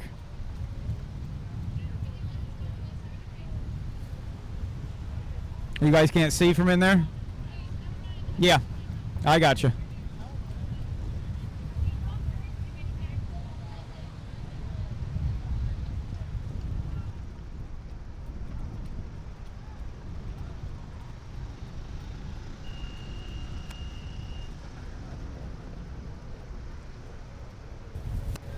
All right, firing them up on the line. Sebastian Wilcox and Austin Brown. Gonna get a clean start, and then Tully and Sue Zipkin in the outside split on the Super Chickens.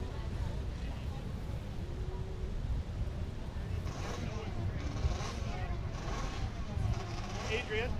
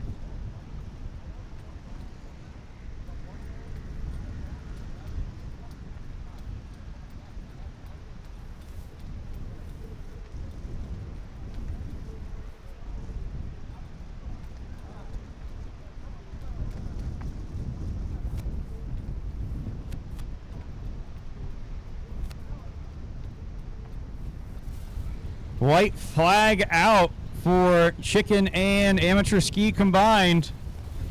White flag lap this time by. I see a bunch of vintage boats going out in the water getting ready to rock and roll.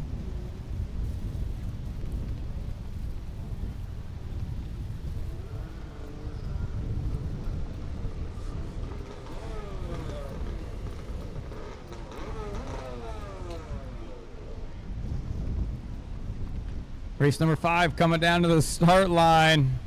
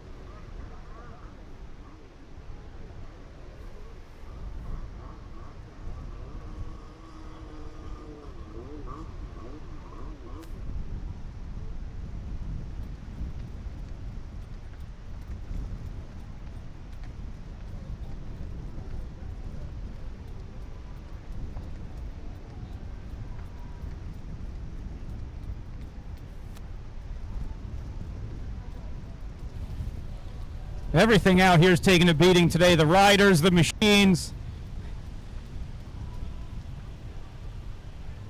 The items out in the water as we see the liquid MOLY cover on our split buoy off the start beginning to come undone.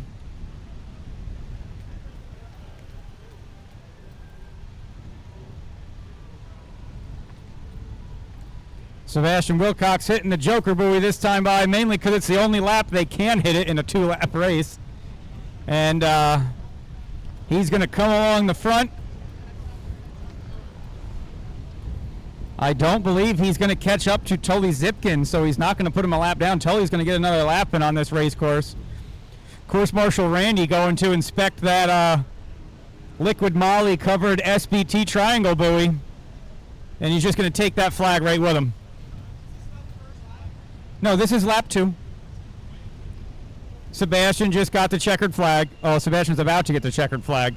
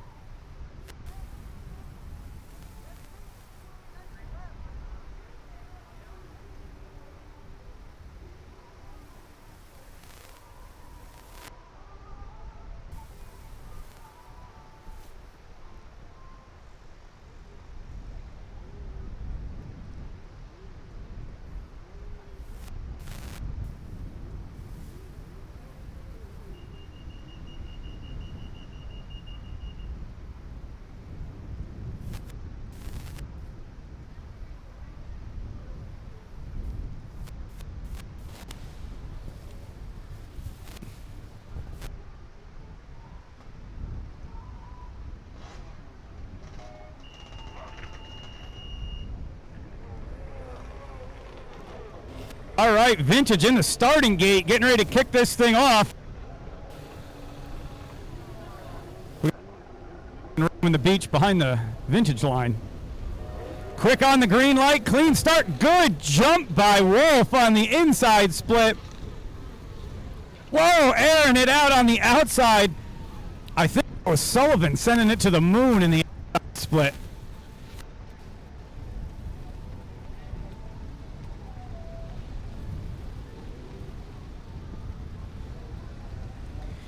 Race number 6, Pro-Am, about 1100 limited down to the start line. Race number 6, Pro-Am, 1100 limited down to the starting line. This is only a 4-minute plus 1 lap moto.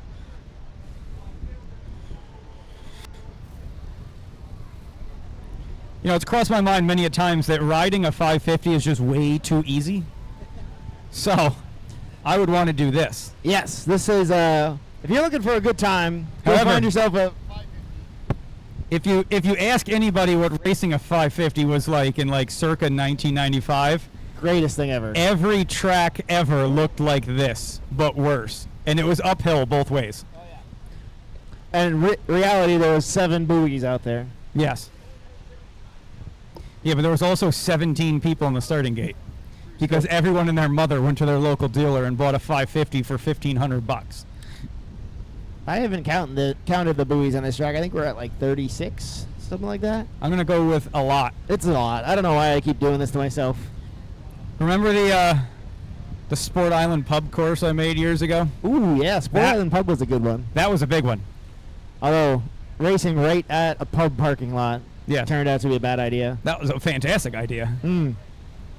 My favorite part of that track was the fact that you had the jetty on one side and you had the dock on the other, and they would completely shield the start straightaway from any chop whatsoever. Yep. So you'd get an entire group of riders. They would get up to complete full speed on glass, and then at the drop of a dime would all of a sudden be in conditions like this out in the rest of the lake. Rough. Rough. Ooh. We got a little lead change here after a blistering start by Wolf. He's now moved his way back into third. Yeah. Who is that? Everett's again out front. Everett's is on a tear. Absolutely. Is that? Looks like, is that a Sullivan behind him? That's a Peter Sullivan. That's a Sullivan behind him. Oh, Edwards. Edwards going to opt for the yellow-red split. Sullivan going to opt for the blues. Now we got a battle right here. Let's see. They've been watching this all day. They're curious how it's going to shake out. I don't know if these are the conditions that'll tell you Sullivan's how it is. But now that they see each other, all of a sudden they both put the hammer down. Whoa! Whoa! Sullivan's feet Makes come a off. pass. It took him 3 minutes to get around here for this first lap. It's a 4-minute moto, so yeah, looks like it's going to be a 2-lap race. With a 3-lap race. I think it's only with a 3-minute lap.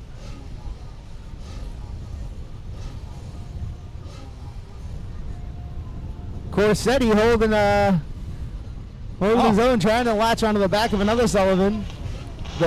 Sean, the ringtone for when you call me is on the radio right now. It goes good with that photo you laid out on the four-wheeler yesterday. I do have hungry eyes. Hungry eyes. I've got hungry eyes. Whoa! Oh, Michelle Corsetti skying it on the front Corsetti straight. airing it out. Where's Wilcox? He hasn't made his way around here a single time yet. So this is impressive. A new record. The time is going to expire before these 550s even make a single time around. No, before half of these 550s make it a single time around. All right, the clock has expired, so white flag will come out in this 2-lap, 8-minute race. They're still getting the halfway flag. It is technically still halfway. It is, yeah. Don't take that away from them.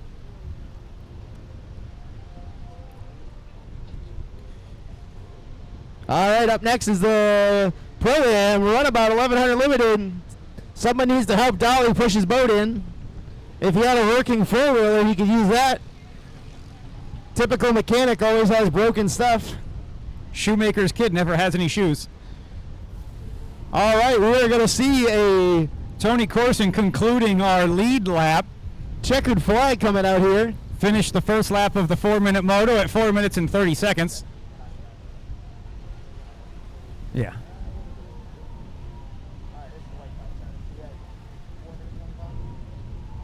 It's 4.5 minutes have already elapsed.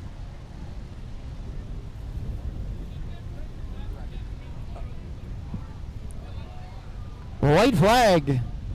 Well, they might be a little confused if they miss a lap, because that'll mess up their strategy for the Joker buoy. Yeah. No, from what I've seen so far, everyone appears to be going for it this lap because they just assume the race ain't going to be that long.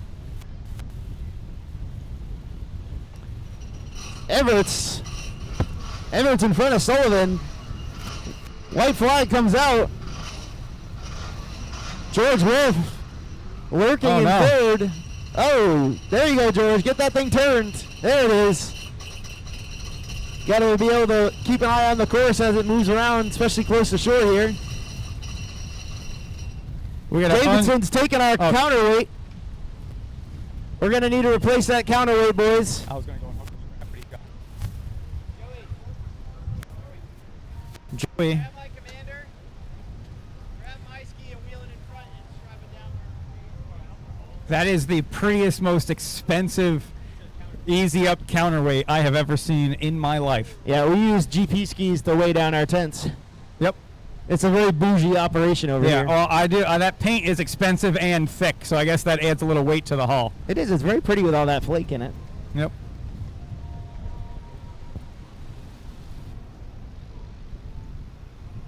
Tully Zipkin taking his chicken up the hill. It's the fastest that chicken's gone all day. I'm surprised they didn't leave the transponder in it. See if we could clock them. It's good to see we do have some locals coming out to hang out with us. The beach was packed yesterday.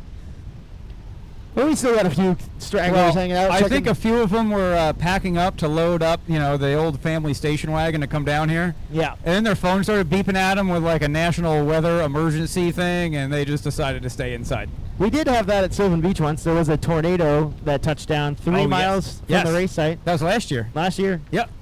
It was gnarly. Yeah. Unfortunately, there was actually 2 deaths. Oof. A couple trees fell down.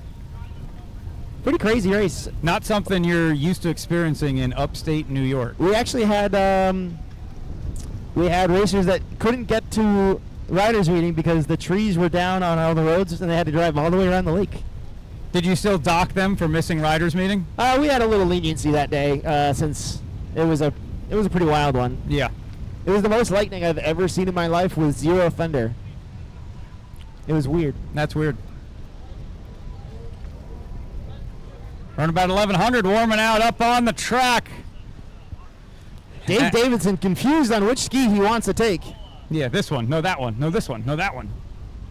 Maybe he's just trying to figure out where he put the transponder. Yeah, he doesn't know what he's doing with it. He's playing musical skis over here, trying to figure out which one he wants to take. In his defense, we can't tell the difference. We cannot. They are identical skis. Yes. From what I can tell.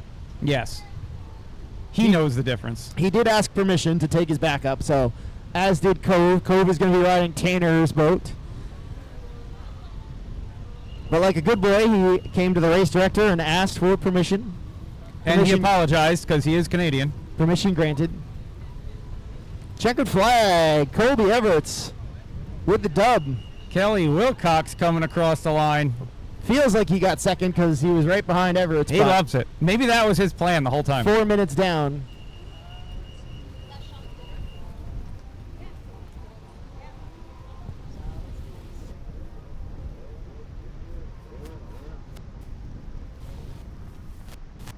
Going to be a 6-minute moto for these Pro-Am run about 1100 riders.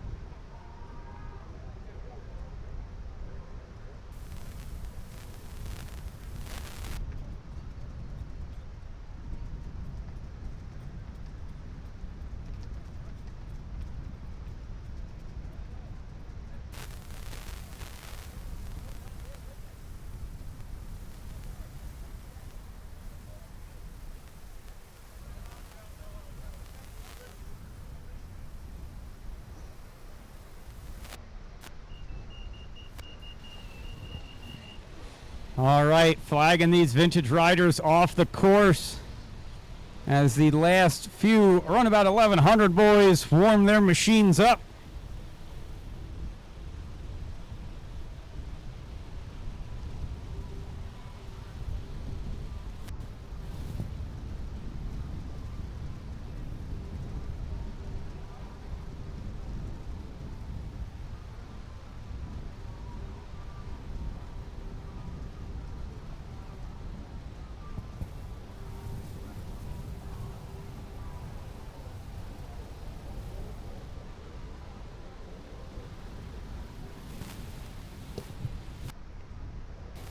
All right, down in the gate on the line, 1100 limited. We're on the 21C, Dave Davidson from Burlington, Ontario. The 46, Todd Sarzinski, Buffalo, New York.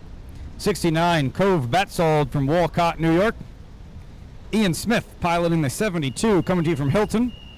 Jay Edworthy on the C477. And Noah Daly on the 706.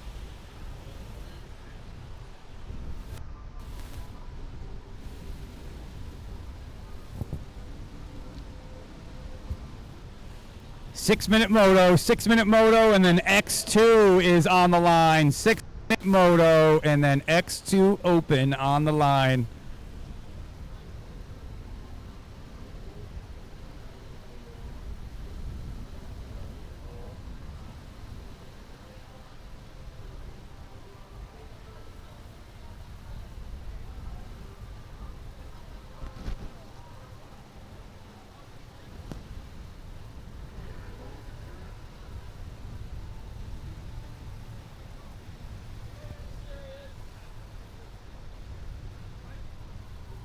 All right, I see a few of our riders actually opting for when the whistle blows to get on their ski because it's not worth trying to maintain control of that thing in these rough conditions.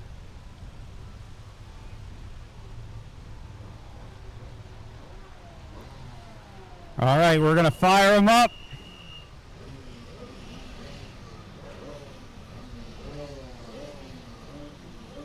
Go down the line. I see everybody up and running. Jay Edworthy keeping it out of the water as long as possible, keeping that pump cleared out. We're going to be quick on the green. Good start. Noah with a great jump on the outside. Ends up catching a wave, airing it out. Edworthy gets by him on the inside.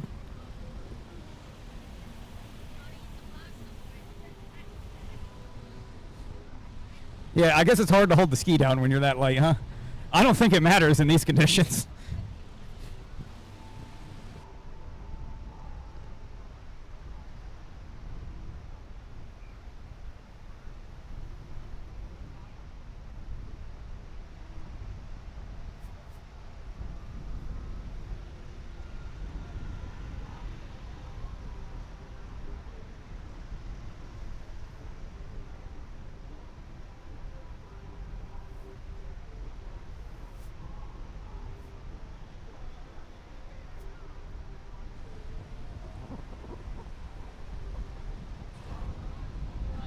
All right, as these guys try to make sense of which way is up right now out there, we're going to see how they're shaking up. It looked, is that Davidson out front? Looks like Dave. That is Dave Davidson out front. Followed by Todd. Todd Sarzinski right behind him. Followed by Ian Smith. Cove on Tanner Batzel's boat. He's broken everything that he's got, so he's on Tanner's boat. He's going to try not to break that one. That's the last race of the day. You can break whatever you want, right? Yeah, it doesn't need to be ridden anymore, so might as well. When's the next race? Cove is one of the more exciting racers to watch in the rough. He does not have any chill. Yeah, that one doesn't know, hey, maybe slow down, you go fast. He goes, also, if I go faster, I'll go a little faster. Coming through. He's got Noah right behind him.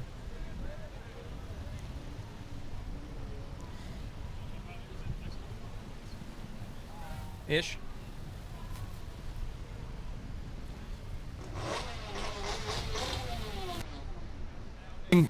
Best sounding X2 on the beach is.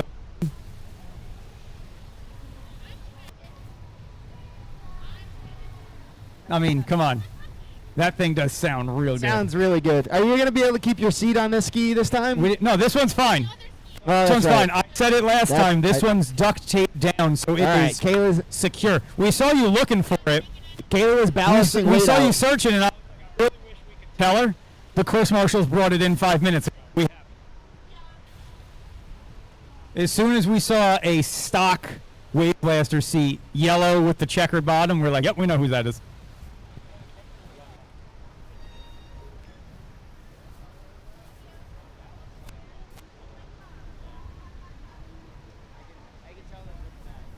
Looks like we may have some rain blowing our direction. Davidson holding it down. I don't quite see where Todd ended up here. Todd must have taken the Joker. Todd's way back there. The weather's going to die right down as soon as we are done racing, and it's going to be gorgeous.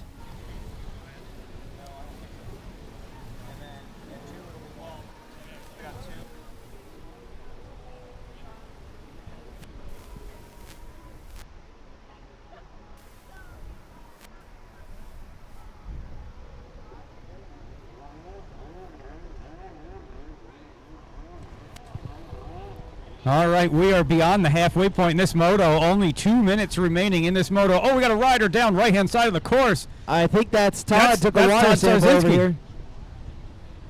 Kevin had to give him a ride back. He must have hit the eject button. I didn't intentionally do the sound like Dale Earnhardt Jr. announcing the NASCAR. He hit the ejecto-ceto because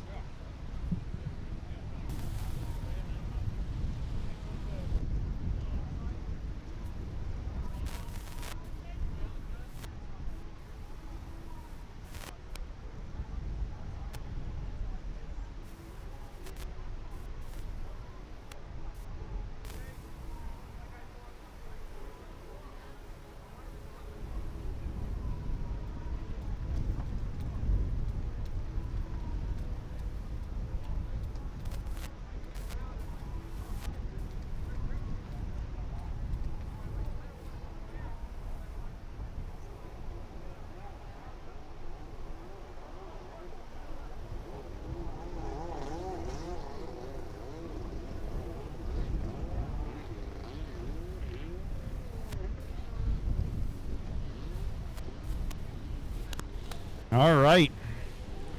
Going to be coming up on our white flag. X2 lining up in the gate.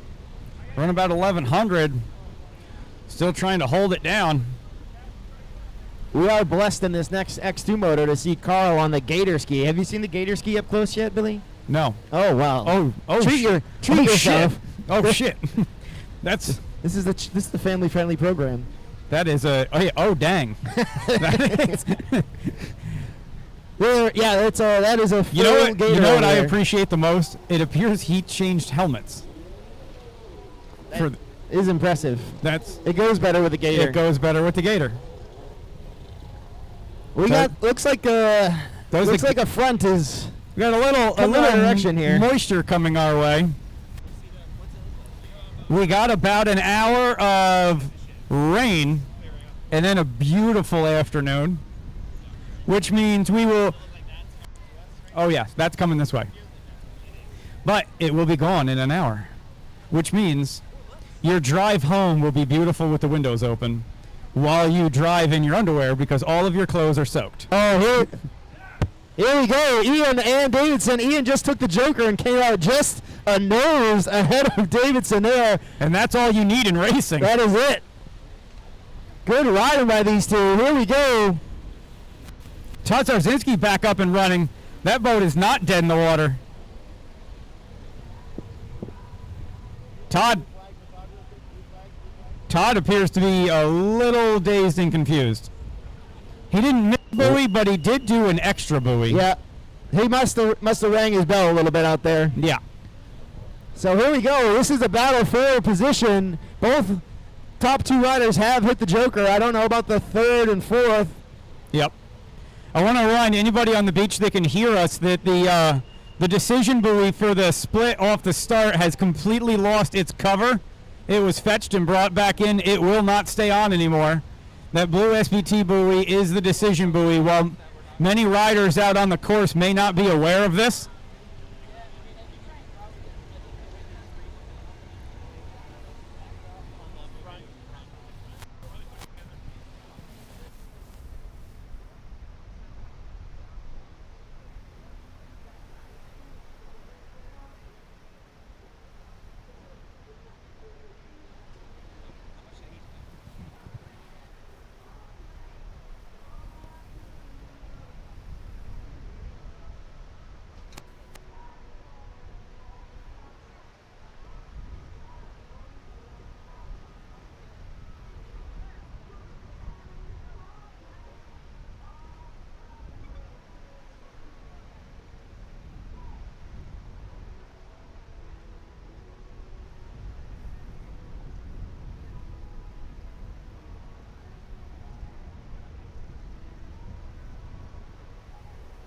All right, checkered flag. Ian Smith is going to take this thing all the way home, followed by Dave Davidson. Todd Sarzinski's a lap down out there.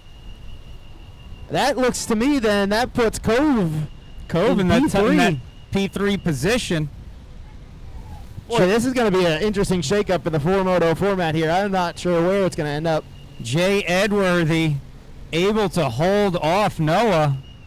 I think off the hip, that's Ian Smith's probably going to get the dub.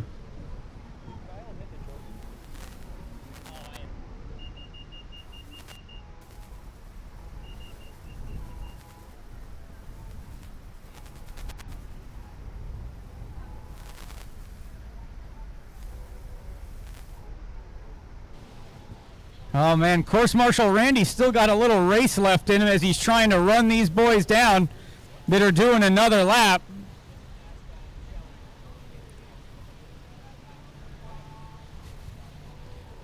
Sean, I bet you never seen a Sea-Doo Spark try to compete and run about 1100.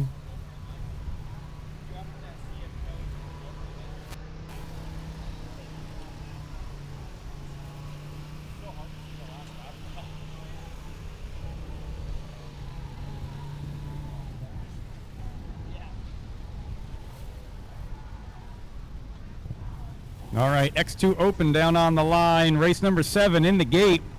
Gonna be a short one. Novice Sports Spec and Women's 100. You are up next. Novice Sports Spec and Women's 100 up next.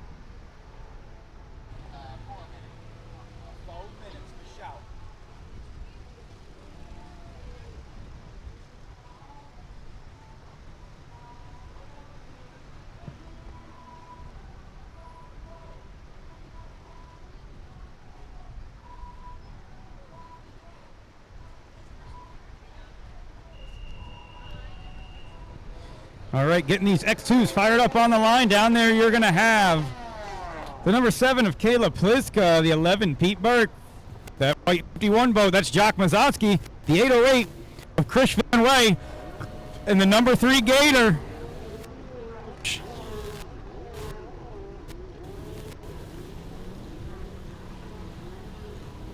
Man, it looks brutal out there watching these things crash through the waves. 4-minute moto, novice sports spec, that means you're up next.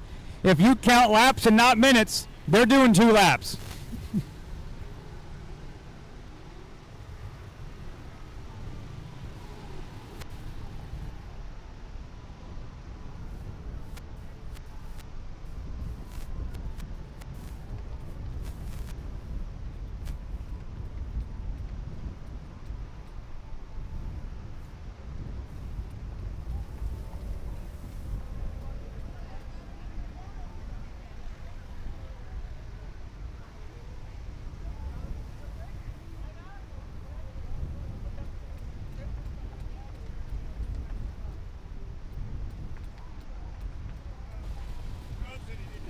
All right, let's see how this thing starts shaking up.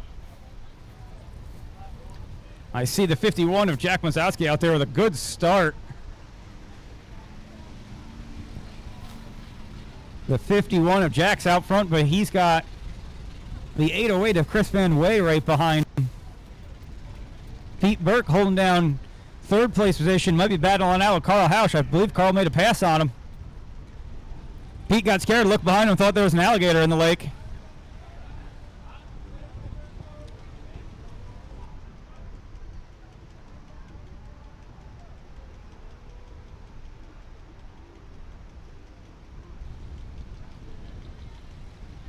Hey, Todd, you all right from that little get off? Well, I was worried about you. He's getting his swim practice in out there.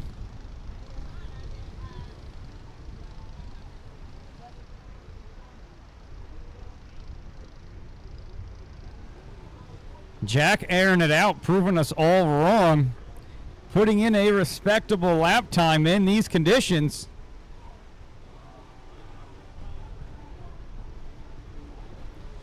Jack still ran a 2:18 in these conditions on an X2.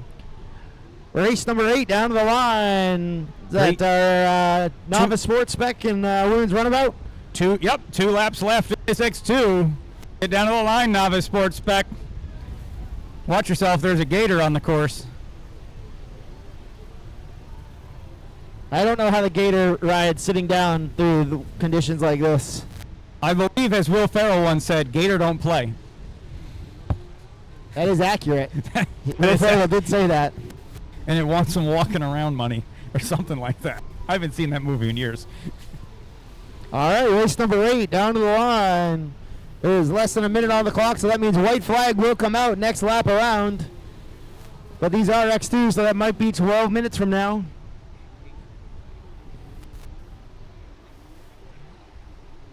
Looks like the heavy rain is just on the far side of the lake. It seems to be creeping closer and closer to us. Oh yeah, we're going to get rained on a little bit here shortly. I have a lot of very expensive electronics down here, and they're all in a puddle at the moment. No, just the extension cords are in a puddle. Oh, good. Just the extension cords? Just the extension Oh, that's cord. fine. All of my extension cords are... Also, we put a toaster down there just for good measure. The good news is all my extension cords are all plugged into. In great condition. Yep. So nothing to worry about here. If there's a tear in any of them, we're going to find it now.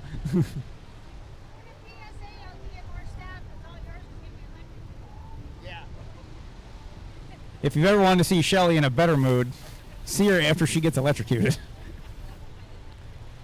Mazowski putting in heaters out there. Oh. Cranking out a huge lead. Jack with a big lead. Carl close behind him in second. Kayla struggling on the front start straight here. Looks like she's remounting. Yep, she's remounting and heading to the swimming area. I believe she has had enough.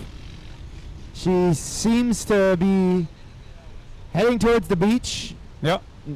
That ski did not look like it was running at full speed. Andrew Freeman, however, is running at full speed. That's right. Oh, he's got a little resistance in the water there. Get it out of the water. You can run faster. If she's pulling in this way, I'm assuming it's taking on water. Yeah.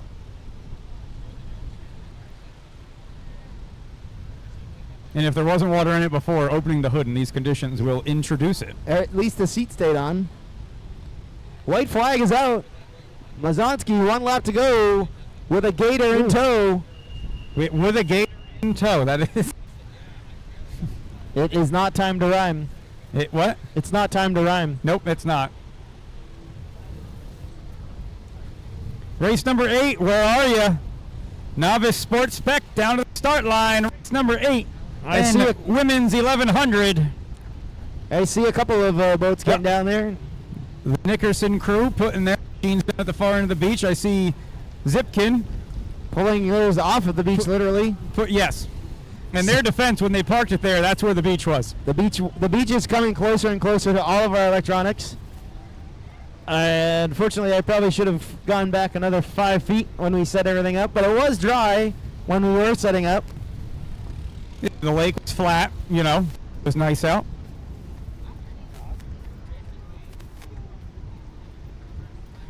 Race number 8 down to the line. We're going to run a 4-minute moto for race number 8. And then race number 9 is going to be our runabouts.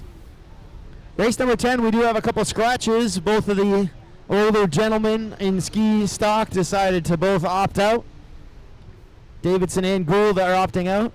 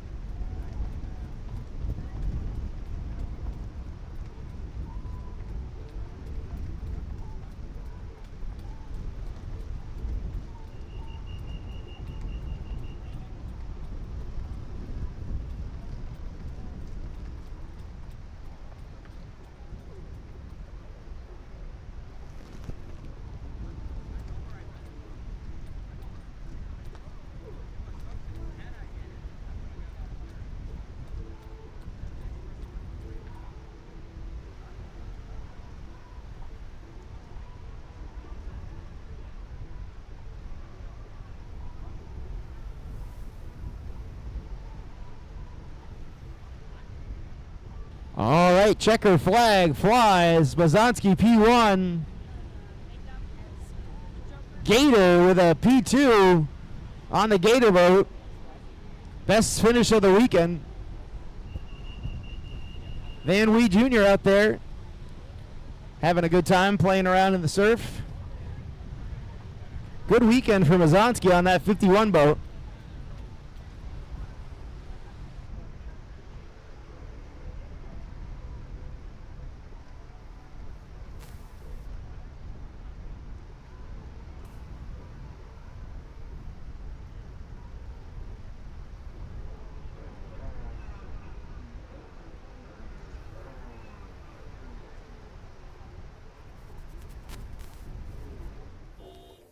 Got a cab, I just landed in LA.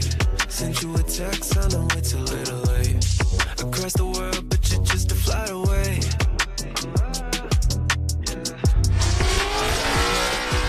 So you say, baby, I've been thinking about you every day. Just say a word, you and I could get away. Pack your bag and baby, let's go. To an island, hit the beach where we can lay low.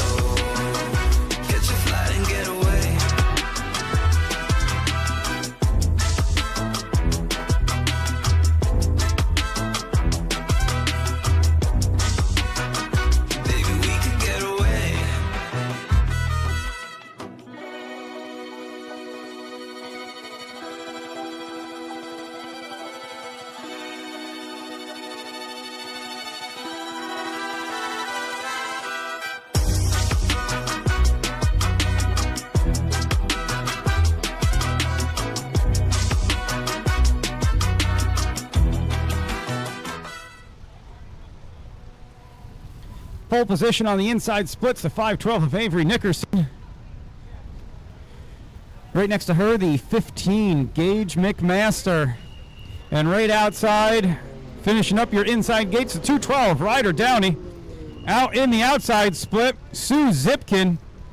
Looks like the rain's finally coming in.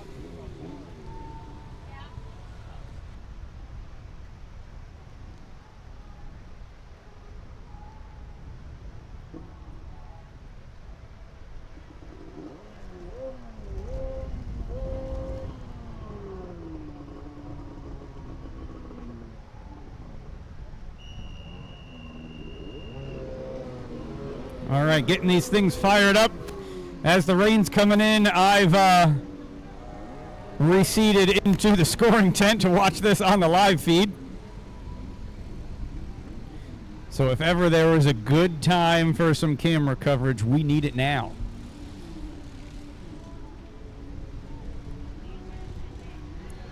Race number 9, Pro-Am Runabout. Race number 9, Pro-Am Runabout, down to the starting gate.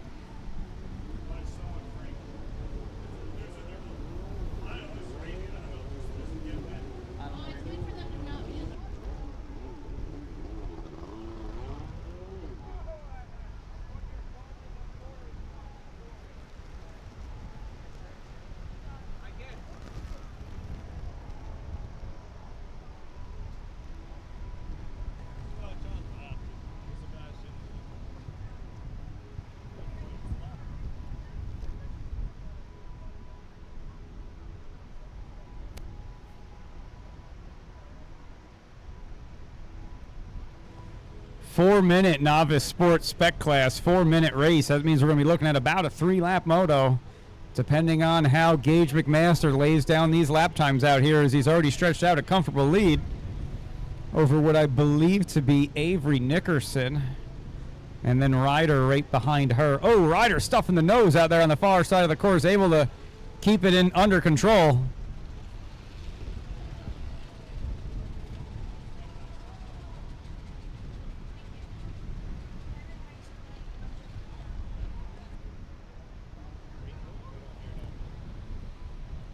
That Gage with another ripping hole shot.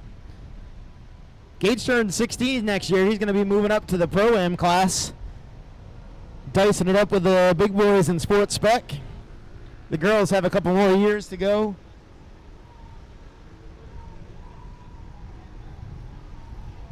Man, we struggling to make it up the hill on his little quad.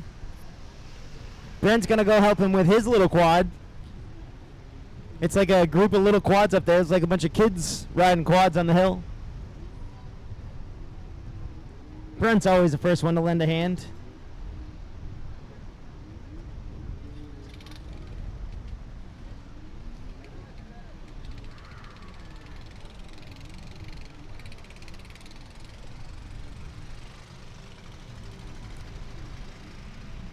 All right, up next is going to be a runabout stock boys. The big boys going to sky those things out.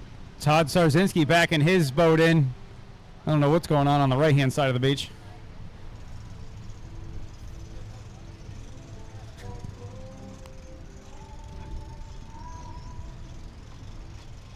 Moto number 9, down to the...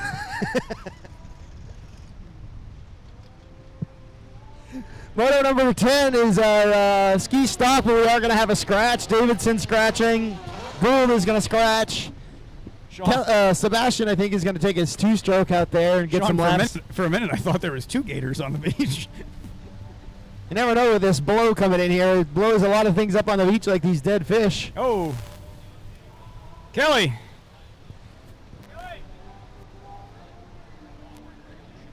Hey, Kayla. Can you grab that white floaty thing right behind the quad in the water? Right behind the quad in the water. Not the fish.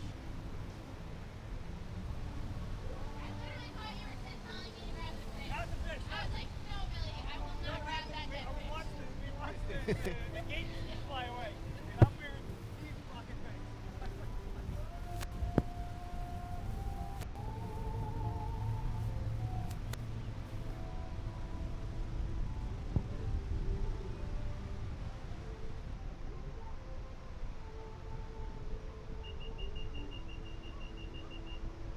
All right, we will be going right into awards 30 minutes after the conclusion of our final moto and our scores get posted.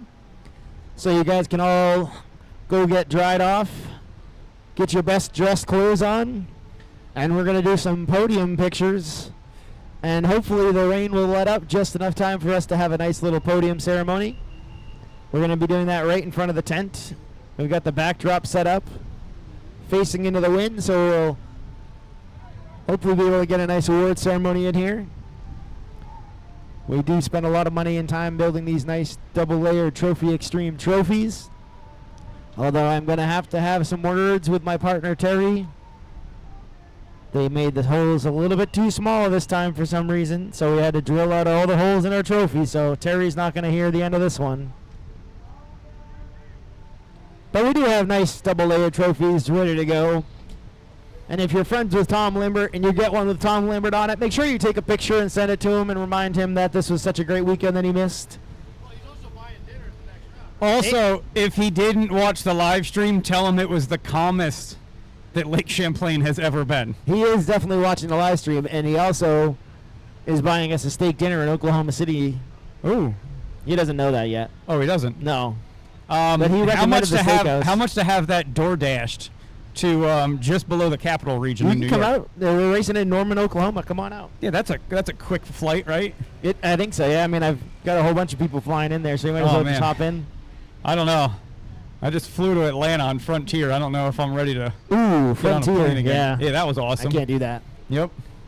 Yeah, if Aldi's ever started making an airline, that would be it. That is the Aldi's of airlines. that was the, yeah. Checkered flag flies. Gage McMaster with the dub.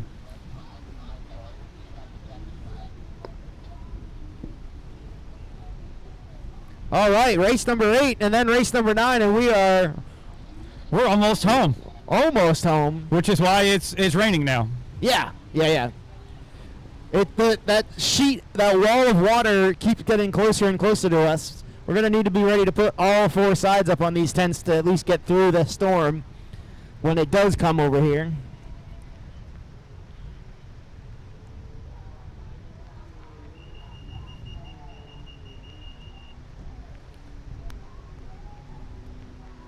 Six-minute moto for these runabout guys coming up. 6-minute moto plus a lap for this next runabout class. 6 minutes plus a lap. Spoiler alert, Terry. All the boats aren't in the water yet.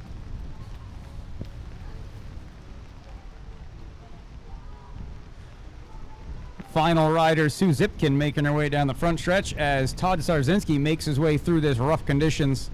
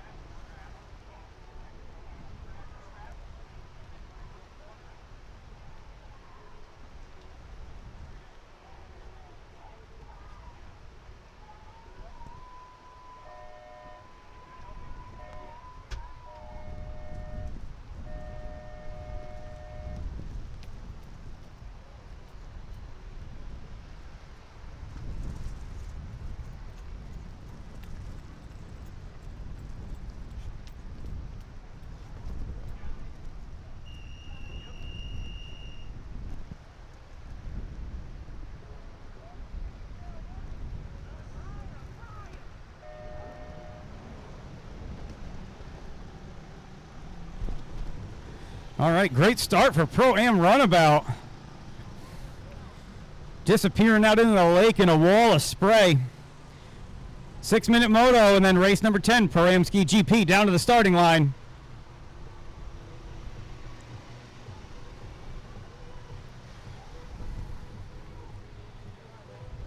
See how these guys start shaking up out there. Todd Sarzinski leads the way through the outside split. Ian Davis on the inside. Oh, shit.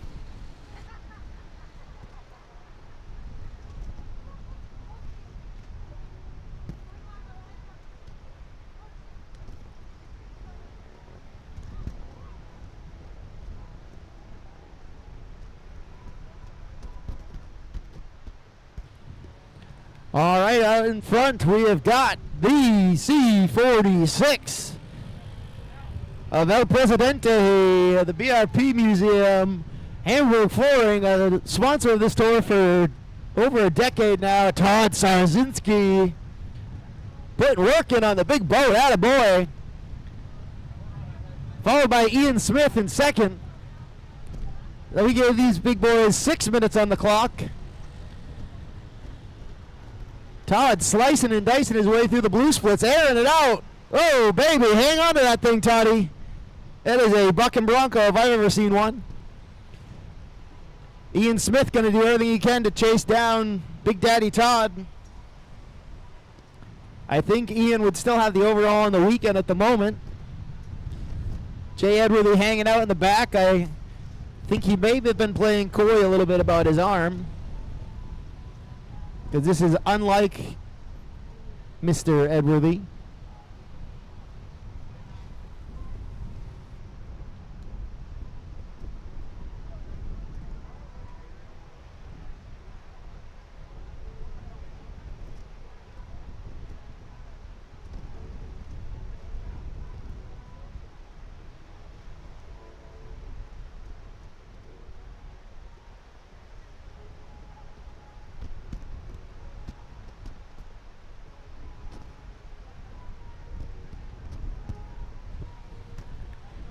All right, 3.5 minutes on the clock.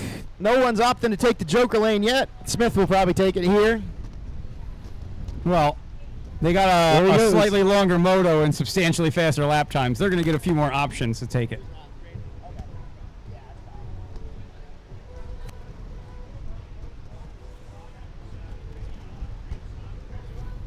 Oh, I stand corrected. Ian Davis looks like he opted for the Joker that time round.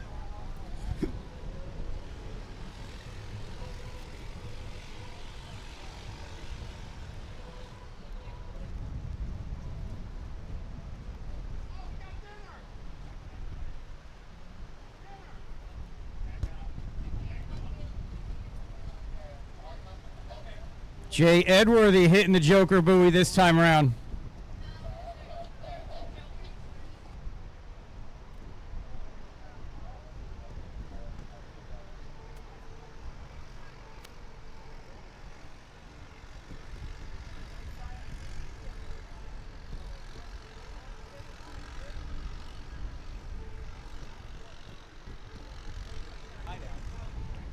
No, Braden decided not to go out in the GP boat. So this next moto is just going to be Dylan Sharp, and Seb's going to go out on his two-stroke and get some more laps in.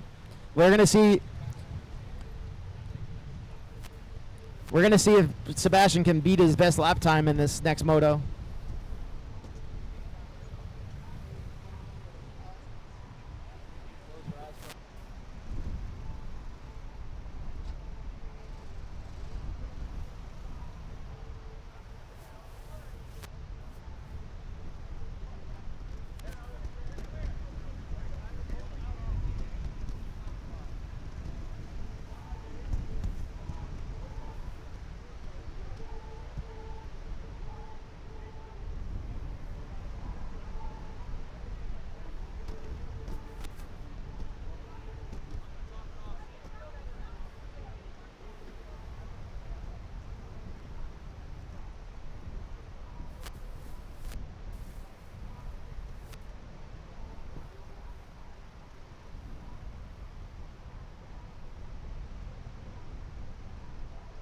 All right, we are almost at zero. There's 50 seconds left on the clock, so next lap around, white flag. But man, oh man, let's hear for Todd Sarzinski out there putting the wood to Ian Smith. Oh yeah, he's got what some would call a comfortable lead. I think Ian knows the math currently, so I don't believe that you're going to see a charge out of Ian. You don't think he's going to go for it on the last lap? I think he's going to look to go for it here. He does have the overall pretty much wrapped up, I believe.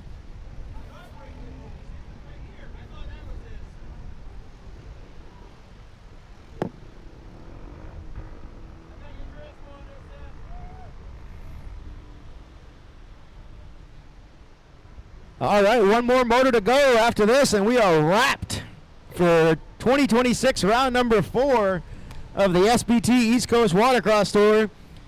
We are going to pack up from here and send Kevin and Randy straight to Florida, Avon Park, Florida, in 2 weekends from now for Pro Watercross, round number, let's see, what round number are we on in Pro Watercross? 7? 7, 8, 9. Yep, round number 7. I had to carry the 2 and take off my boot and count some toes. After that, we pack up from Avon Park, and then we turn Kevin and Randy around and head west and send them right to Norman, Oklahoma, just outside of Oklahoma City, for round number 8 of the Pro Watercross National Tour. And then we turn them right around again, and they head straight east for the 3rd weekend in a row. They're going to go right to Sylvan Beach, New York, where I expect we will probably be graced with weather like this. And we will have the 9th round of Pro Watercross and the 5th round of East Coast Watercross in Sylvan Beach. It's going to be a barn burner. You're not going to want to miss that one.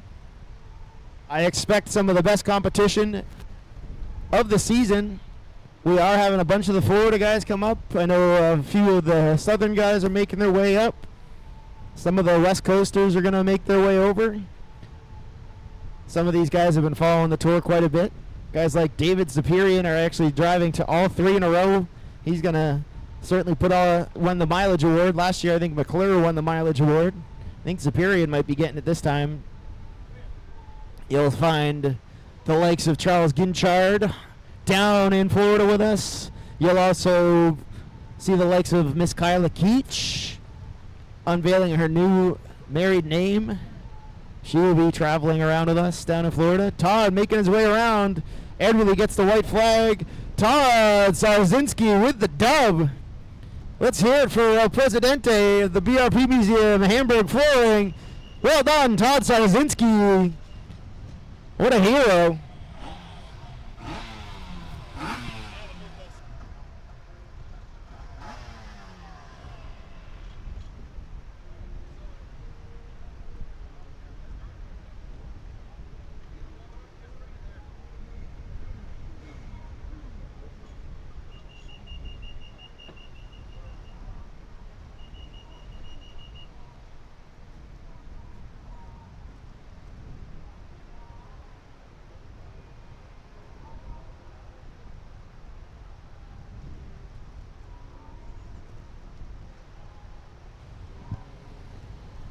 Is Smith just out doing another joyride lap right there? What? We got to talk to Smith about looking at the tower. Taylor, you're gonna have to talk to your brother about looking at the tower. He needs to take a look at the tower a little bit more. Uncle Randy went out and saved him. All right, last moto of the day. It's just gonna be Dylan Sharp and Seb out there playing around. So we're gonna wrap this bad boy up. Probably going to pull the audio right after they start so I can get set up for awards.